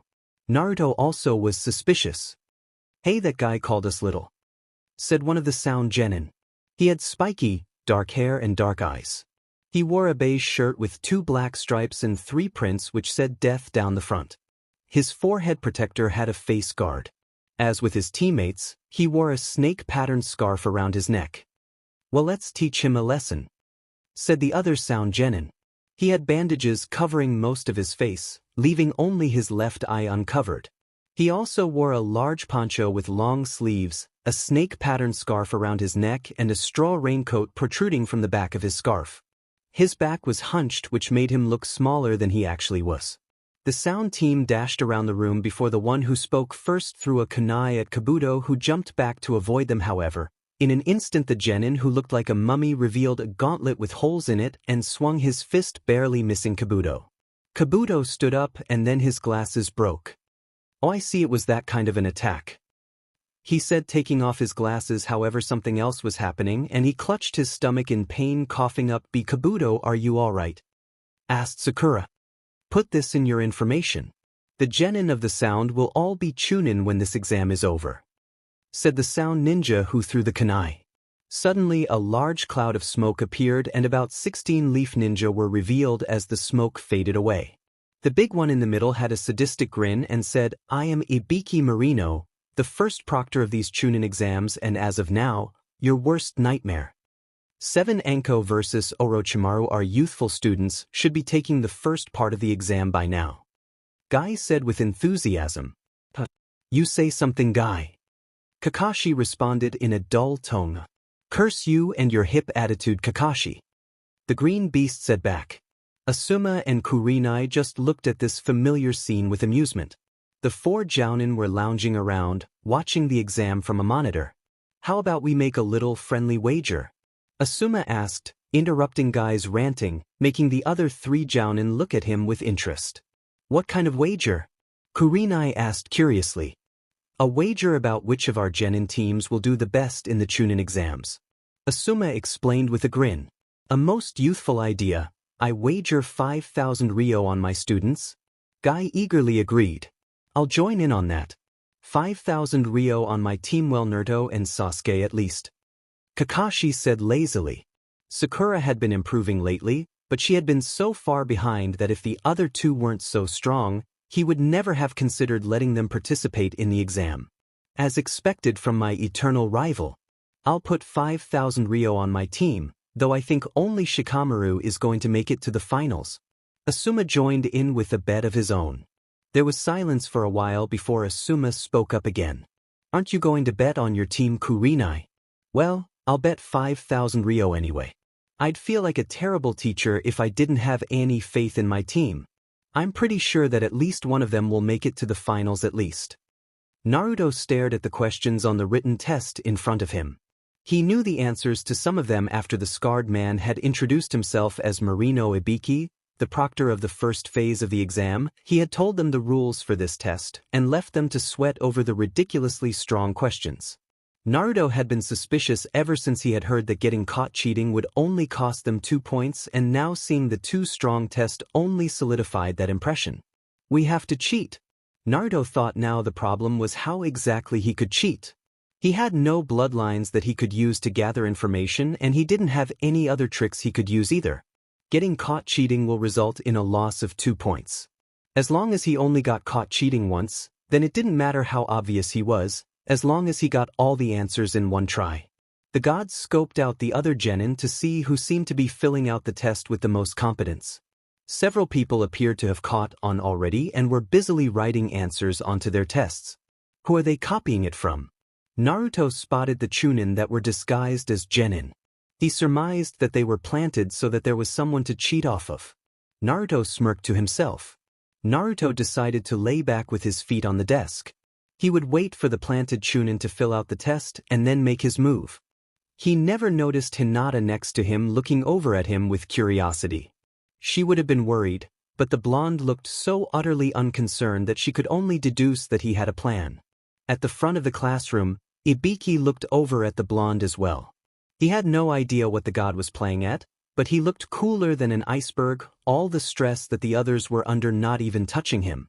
At the 40-minute mark, Naruto's eyes opened and he stood up, catching the attention of everyone that saw him. Ibiki didn't say anything as the boy made a water tendrils. One of the planted Chunin was currently in the bathroom. Naruto calmly switched their test papers, erased the name and replaced it with his own, leaving the entire room gaping at him. "Not very subtle of you, Uzumaki," Ibiki commented dryly. "It's a good thing that I don't need to be subtle then, as long as I only do it once?" Naruto countered. "True enough." Ibiki agreed. "Just in case anyone has any ideas following his example, I will fail you." "Why the hell does he get away with it and we can't?" A genin burst out angrily. "Because he had the stones to come up with it himself instead of just copying what someone else did. Now no more questions." Ibiki barked. Naruto went back to relaxing for the last few minutes before the time came for the final question. "There's a special rule for the 10th question." Ibiki spoke ominously. "Special rule?" someone asked. "You must choose whether to take the question or not." "What happens if we don't take it?" Temari asked. "Then you and your team immediately fail the test." Ibiki answered with a smirk. "What kind of stupid rule is that?" "Of course we're gonna take the question then," came the grumbles from the gathered genin. "The reason for the rule is, because if you get the question wrong, then you will never be allowed to participate in the Chunin exam again," the scarred proctor said with finality. "That's bullshit. There are people here who have taken the exam before." Kiba burst out. "Well then you're just unlucky, because this time I make the rules," Ibiki said with a sinister chuckle. "Now choose, those of you who don't want to take the question, raise your hands." After several tense minutes, someone broke and raised his hand, apologizing to his teammates. This started a flood of people raising their hands and giving up. Naruto looked completely unconcerned. He very much doubted that Ibiki had the authority to prevent genin from ever again participating in the Chunin exam. It would in fact possibly be in his best interest to stay a genin. That way he could keep gaining power without being bogged down by extra responsibility. Ibiki looked over at the god. His unbreakable calm was bolstering the courage of those around him and keeping them from giving up. "What about you, Uzumaki? You won't be able to cheat your way out again." Naruto opened his eyes and met the dark gaze of the scarred proctor. "Then I will simply answer the question. It's not going to be that easy. Are you really going to risk staying a genin for the rest of your career as a shinobi on the off chance that you can get around the rules like that again?" "Ibiki, I really don't give a damn what rank I am, so this attempt to scare me is pretty pointless. Besides, I don't believe for a second that you have the authority to keep someone a genin forever, especially those who aren't even from Konoha." Naruto replied. Ibiki resisted the urge to frown. His attempt to psyche up the boy had backfired on him. Instead of making more people quit, it seemed that the Uzumaki's calm attitude had settled the nerves of the whole room. "I guess there's no use dragging it out any further then." "Very well then. Everyone in this room passes the first phase of the exam." The expected pandemonium broke out, with indignant people demanding to know if the previous 9 questions were all pointless then. Everyone calmed down once they heard the explanation about how Chunin often had to make decisions without proper information and that those who didn't have the courage to even risk their rank wouldn't have the courage to risk their lives. Ibiki had just covered up his extensively scarred head and given a short lecture on the importance of information when a black blur smashed through a window. The blur turned out to be a kunoichi wrapped in a banner, which she pinned to the wall with kunai by way of introduction and posed in front of it. "Proctor of the second exam, the CC Mitarashi Anko," was written boldly on the banner, with the woman in question standing in front of it. Most of the genin were gawking at her stupidly, still stunned by the spectacular entrance, and several were staring due to her barely covered assets. "You're early again," said Ibiki. Anko blushed in embarrassment. She then looked around before speaking. "How many are there?" "Ibiki, you let all these guys pass. Your test was too easy, you must be getting soft. Or it could be a stronger group of candidates this year," replied Ibiki. "Trust me, when I'm through with them, more than half will be eliminated," Anko said with a sadistic smirk. "More than half?" asked Sakura fearfully. "All right, meet me at Training Ground 44 tomorrow. Ask your sensei for directions if you don't know where it is," the purplet said and jumped out the broken window. "Later, so you are the proctor for the second phase. So what is the test about, Naruto? Where is the fun in that? I will tell you tomorrow with the rest of them. Anko, or you could just tell me now." Naruto, not happening. Anko. Next day, the gathered genin were looking at the freakishly large forest that was marked as the 44th training ground. "Welcome to Training Ground 44, also called the Forest of Death," Anko said with relish, enjoying the scared looks that some of the genin were sporting. "This sure is a creepy place," Sakura said nervously. "You will be able to experience why this place is called the Forest of Death," Anko continued with a smile. Naruto scoffed at her. A kunai whizzed at Naruto. Naruto caught the kunai. Anko suddenly appeared behind him with another kunai in her hand, drifting towards his cheek. "Tough guys like you tend to die in there," Anko said while holding a kunai to his neck. Naruto appeared behind Anko and swept her legs, making her fall. Before she could fall, Naruto caught her. "Well then, my dear Anko-chan, I will do my best to not die," Naruto said while holding her face. Anko chuckled. The girls looked at Anko with jealousy. Anko explained the second test. Later, Team 7 obtained 2 scrolls from their opponents and were on their way to the tower. The grass Nin was on her way after them. She was stopped by Anko. "Proctor-san, what brings you here?" Grass Nin. Anko stood face to face with the mysterious grass shinobi, her eyes narrowed in suspicion as she had caught the woman ogling Naruto with a disturbing intensity that sent chills down her spine. "Why were you staring at Naruto?" she demanded, her voice razor-sharp. The grass shinobi looked at her with a sly smile playing on her lips. "Oh, Proctor-san, I was merely admiring Sasuke's potential. His power is far more appealing to me than that little brat Naruto's." Anko's eyes widened in realization, and she felt a wave of embarrassment wash over her. She had misunderstood the situation entirely. "I'm sorry, I thought," unable to finish her sentence. Orochimaru chuckled softly, his eyes gleaming with amusement. "No need to apologize, Proctor-san. It's an easy mistake to make." Anko turned to leave, but stopped. With a knowing smile tugged at the corners of Anko's lips as she locked eyes with the grass shinobi. "You may deceive others with your tricks, Orochimaru, but you can't fool me. I see through your disguise." Orochimaru's smile faltered for a moment, his true intentions briefly exposed before he regained his composure. "You are as perceptive as ever, Anko," he acknowledged, a hint of respect in his tone. "But remember, I am not one to be underestimated." Anko held her gaze steadily, unflinching in the face of his veiled threats. Anko's eyes blazed with determination as she prepared to confront her former mentor. Blessed by her lover Naruto/Poseidon, the god of the seas, Anko had been granted a gift, the ability to wield hydrokinesis. As the first strike was launched, Anko summoned a swirling vortex of water to shield herself from Orochimaru's deadly attacks. With a flick of her wrist, she sent razor-sharp needles of water hurtling towards her opponent, forcing him to dodge and weave to avoid being struck. With a swift movement, Anko unleashed a torrent of water towards Orochimaru, who effortlessly dodged the attack, his snakes slithering dangerously around him. The clash between Anko's hydrokinesis and Orochimaru's jutsu was a sight to behold, each combatant pushing their abilities to the limit in an intricate dance of power and skill. Anko's water attacks were relentless, each wave crashing against Orochimaru's defenses like a force of nature. The serpent-like ninja was not one to be underestimated. With a flick of his wrist, he summoned forth pillars of fire and gusts of wind, countering Anko's every move with calculated precision.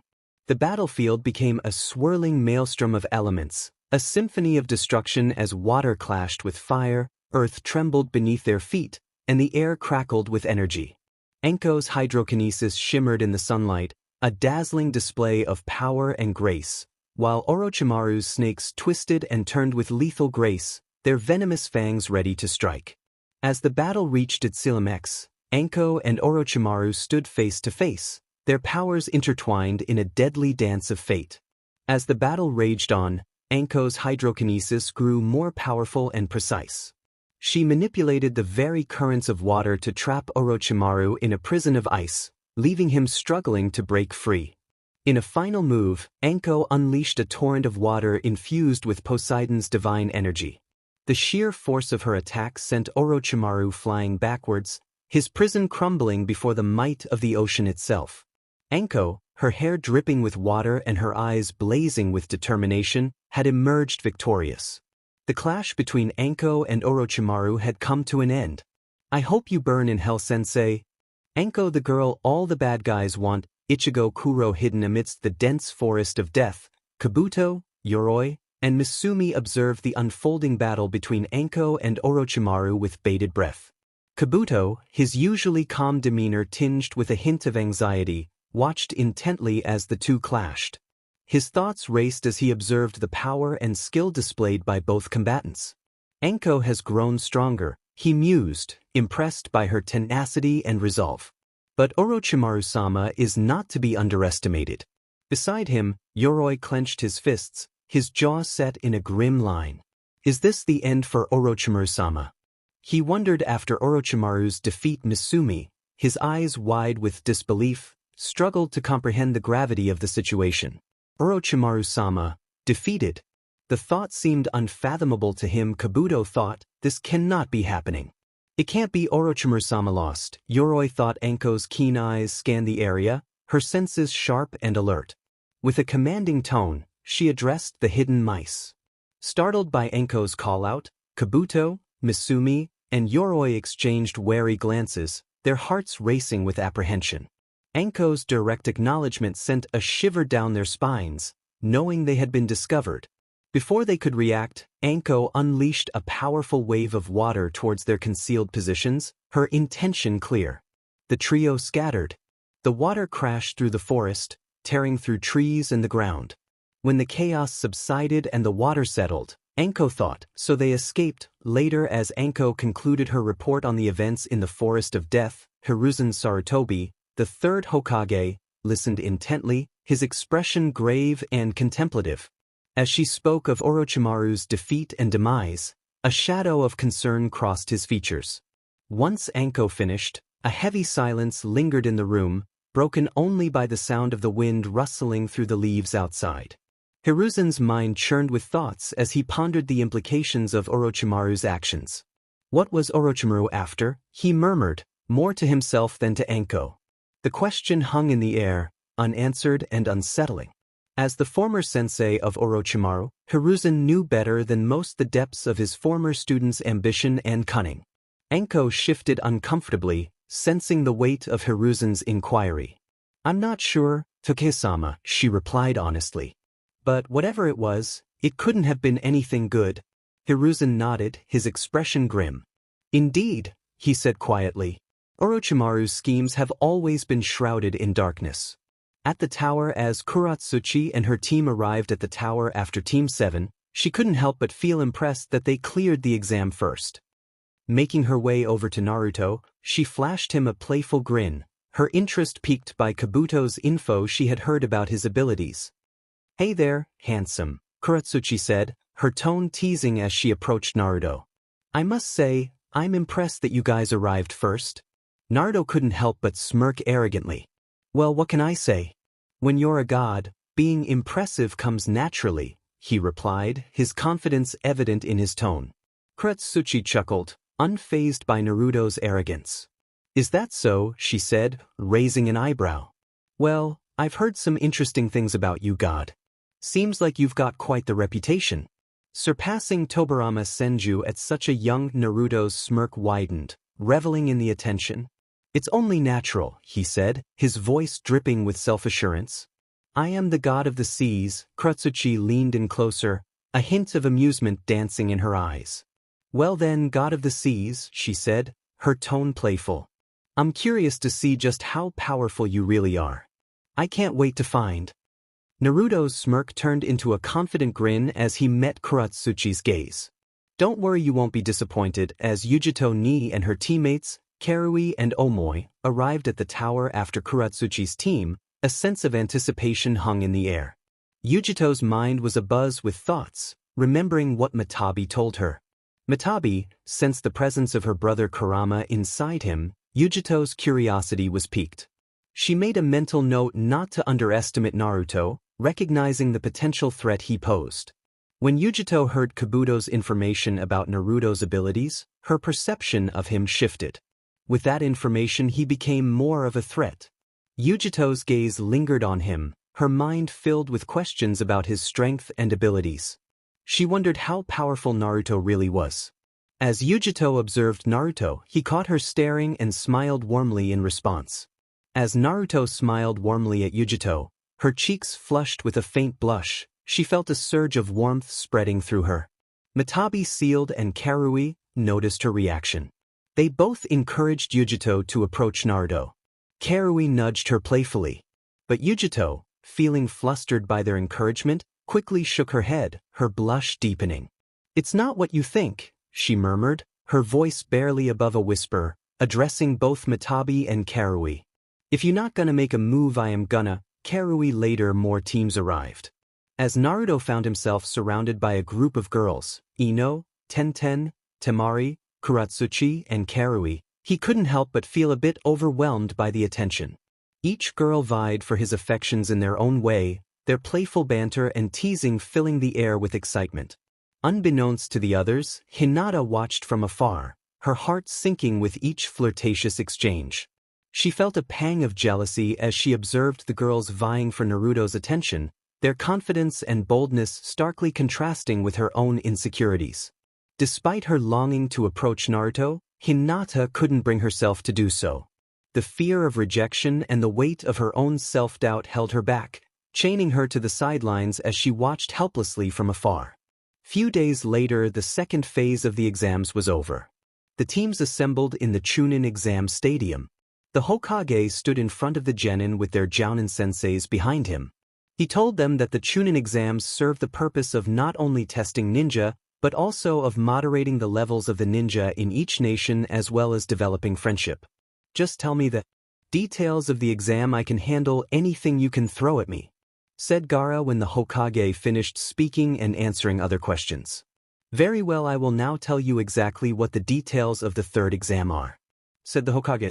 Just then Hade appeared bowing in front of the Hokage and asked him if he could speak first, to which the Hokage obliged. Hade explained that they needed to hold a preliminary as there were too many people, which was met with cries of outrage, but he justified it by talking about the fact that many important nobles and feudal lords would be coming to see them and they didn't want to waste their time and that they were only looking for the best of the best shinobi. The preliminaries will begin immediately. If any of you aren't in top physical condition, now is the time to quit, said Hayate. Kabuto gave up but no one else did. Sakura wanted Sasuke to, but he told her that the only reason he fights is to test himself and that all the best are here.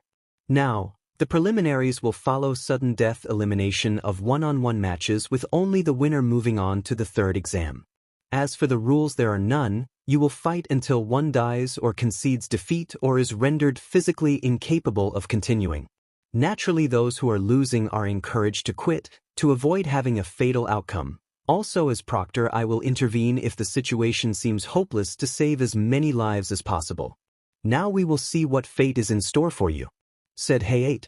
Anko spoke a command and a panel on the back wall diagonal from the hands opened, revealing a screen. The panel you see will give the names of the two competitors who are chosen completely at random. I guess there is nothing more to say, so let's begin, concluded Hayate. The screen begun going through names and landed on Akatsuchi versus Choji. Choji wasn't motivated to fight.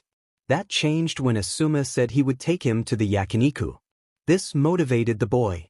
Akatsuchi and Choji go down to the arena.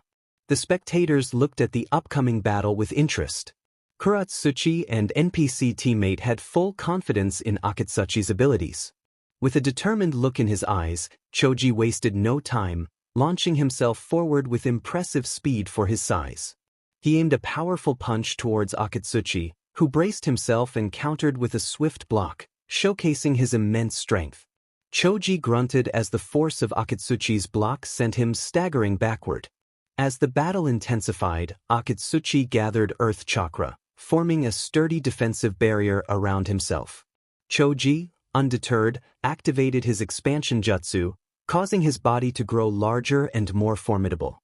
Choji charged forward, his massive form barreling towards Akatsuchi with unstoppable force. Akatsuchi braced himself, using his earth barrier to withstand the impact of Choji's attack. "Impressive, Choji, but you'll need more than size to defeat me." Akatsuchi grunted as he pushed against Choji's expanding form, his strength matched only by the Akimichi clan members' determination. With their respective jutsu neutralized, Choji and Akatsuchi engaged in a fierce taijutsu battle. Their fists collided with force, each blow sending shockwaves rippling through the arena. Choji unleashed a barrage of punches and kicks, his movements surprisingly agile for someone of his size. Akatsuchi countered with precise strikes, utilizing his strength and speed to keep pace with his opponent. The two shinobi traded blows relentlessly, their determination driving them forward despite the fatigue setting in.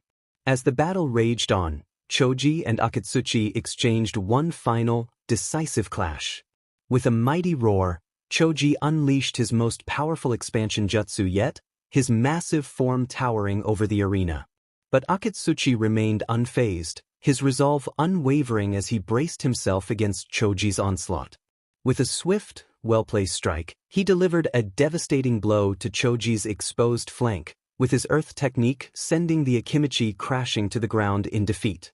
As the dust settled and the crowd erupted into cheers, Akatsuchi stood victorious, his strength and skill earning him the respect of his opponent and the admiration of the spectators. Team 10 smile at Choji. Even though he didn't win, he gave it his all. Next, Naruto vs. Kuratsuchi. Naruto and Kuratsuchi made their way to the arena. Kuratsuchi stands no chance against Naruto, Shikamaru remarked confidently, his faith in his friend unwavering. "Don't underestimate her," Kankuro interjected. "I am not Shikamaru, that girl is the granddaughter of the Tsuchikage. Not only that, she is a skilled kunoichi who possesses a powerful Kekai Genkai. Lava Release Lee, always one to embrace the power of youth," interjected with his trademark enthusiasm. "The power of Naruto's youth will be enough to overcome her," he declared, his voice brimming with confidence. Naruto vs. Kuratsuchi. As Kuratsuchi and Naruto took their positions in the arena, the tension was palpable, drawing the spectators into a state of eager anticipation.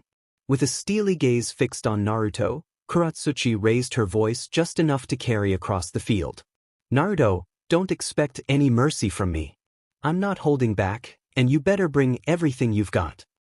Naruto, leaning casually on his trident, met her intensity with a smirk. His response dripped with arrogance, a side of him not often seen. "Kuratsuchi, if I went all out, there'd be no fun in this match for either of us. But don't worry, I'll keep up." Unfazed, Kuratsuchi cracked her knuckles, her determination flaring. "We'll see about that. I hope your skills are as big as your talk, God of the Seas." Naruto's smirk transformed into a playful grin. "Just watch. You might end up more surprised than you think." The crowd buzzed with excitement, ready to witness a thrilling clash of elemental forces. Naruto's mastery of water versus Kuratsuchi's formidable earth and lava techniques. Hayate, sensing the readiness of both competitors, lifted his hand and dropped it sharply, signaling the start of the match. As the proctors signaled the start, Kuratsuchi wasted no time, unleashing a fierce barrage of lava projectiles towards Naruto. Calm and focused, Naruto responded by summoning a surge of water, swiftly transforming it into an icy shield. The molten rocks met the ice, steam hissing into the air as the lava cooled and solidified upon impact, neutralizing the immediate threat. Capitalizing on the moment, Naruto swept his trident horizontally, which formed a swirling torrent of water. He sent it crashing towards Kuratsuchi, who quickly erected a barrier of dense earth. Without pausing, Naruto transformed the rushing water into sharp spears of ice mid-flight, piercing piercing through the earth barrier with chilling precision. Kuratsuchi got away and sent a flurry of sharp stone shards at Naruto. Displaying his divine reflexes, Naruto dodged the shards, leaving trails of mist in his wake. He gathered a large volume of water above the arena. With a forceful downward swing of his trident, Naruto unleashed the water in a massive wave. As it descended towards Kuratsuchi, he willed the wave to freeze, transforming it into a colossal avalanche of ice. Kuratsuchi, quick to react, launched a counterattack with her lava release. However, Naruto's control over his element was sublime. He altered the state of the descending ice back into liquid water, which absorbed the heat of the lava, creating a thick cloud of steam that enveloped the arena, obscuring vision and disorienting Kuratsuchi. Using the steam cover to his advantage, Naruto condensed the steam around Kuratsuchi into multiple icy binds that attempted to ensnare her limbs. Kuratsuchi broke free using her lava release, melting the ice encasing her, but the relentless assault had taken its toll, slowing her movements. Seeing an opening, Naruto gathered the residual water and moisture from the arena into a dense, swirling sphere. With a focused, powerful move of his trident, he sent the sphere spinning towards Kuratsuchi. As it neared her, Naruto commanded the sphere to explode into a barrage of icy shards, a blizzard of frozen daggers that enveloped Kuratsuchi. Forced to defend, Kuratsuchi raised a final barrier of earth, but as the icy shards collided, some penetrated the barrier, signifying the overwhelming power and precision of Naruto's attack. With a gentle wave of his trident, Naruto ceased his assault, allowing the remnants of ice and water to settle. Kuratsuchi emerged, slightly worn from the battle but unharmed, conceding defeat to Naruto's formidable control of water. As the steam cleared and the ice melted away, the crowd erupted in applause, not only for the spectacular display of elemental prowess but also for the strategic depth and respect both combatants showed in the battle. Alternative fight. Kuratsuchi immediately took the initiative, slamming her hands to the ground. Earth release, Earth Shore return. A massive wall of earth rose between her and Naruto, providing her with temporary cover. She quickly weaved more hand signs, preparing her next move. Naruto smirked as he dashed around the defensive wall. His eyes glinted with excitement. Let's see what you've got, Kuratsuchi. Kuratsuchi countered with a powerful offensive move. Lava release, quicklime congealing technique. A stream of quicklime shot toward Naruto, aiming to trap him. Naruto reacted quickly, summoning water with a wave of his hand. Naruto created a torrent of water to counter the quicklime. As the quicklime hit the water, it reacted violently, solidifying into a sticky, solid mass. Interesting reaction. Naruto noted Naruto found himself trapped in the sticky mass. Kuratsuchi seized the opportunity. Earth release, bedrock coffin. Pillars of rock erupted around Naruto, attempting to encase him. Naruto summoned his water chains, shattering the rock pillars. Nice trick, but I'm just getting started. He manipulated the water quicklime mixture into liquid and used it to attack. Kuratsuchi leaped back, creating distance between them. She formed more hand signs. Lava release, ash stone seal technique. Quicklime mixed with water to form solid rock projectiles, which she launched at Naruto. Naruto brandished his trident with godly proficiency, striking the projectiles out of the air with ease. His movements were a blur, the trident an extension of his will. The crowd watched in awe as the battle intensified. Kuratsuchi's tactics were becoming more desperate, her attacks more aggressive. Kuratsuchi summoned massive earth release barriers and platforms to gain the high ground. Earth release, rock lodging destruction. Rock pillars rose around the arena, creating a maze of stone. Naruto chuckled. Impressive, but it's my turn now. He raised his hand. Hydrogenesis. A torrent of water burst forth, flooding the arena. He manipulated the water effortlessly, creating waves that surged toward Kuratsuchi. Kuratsuchi quickly activated another technique. Earth release, lightweight rock technique. Her body lightened, and she took to the air, flying above the rising water. You'll have to do better than that to catch me. Naruto looked up, impressed but unfazed.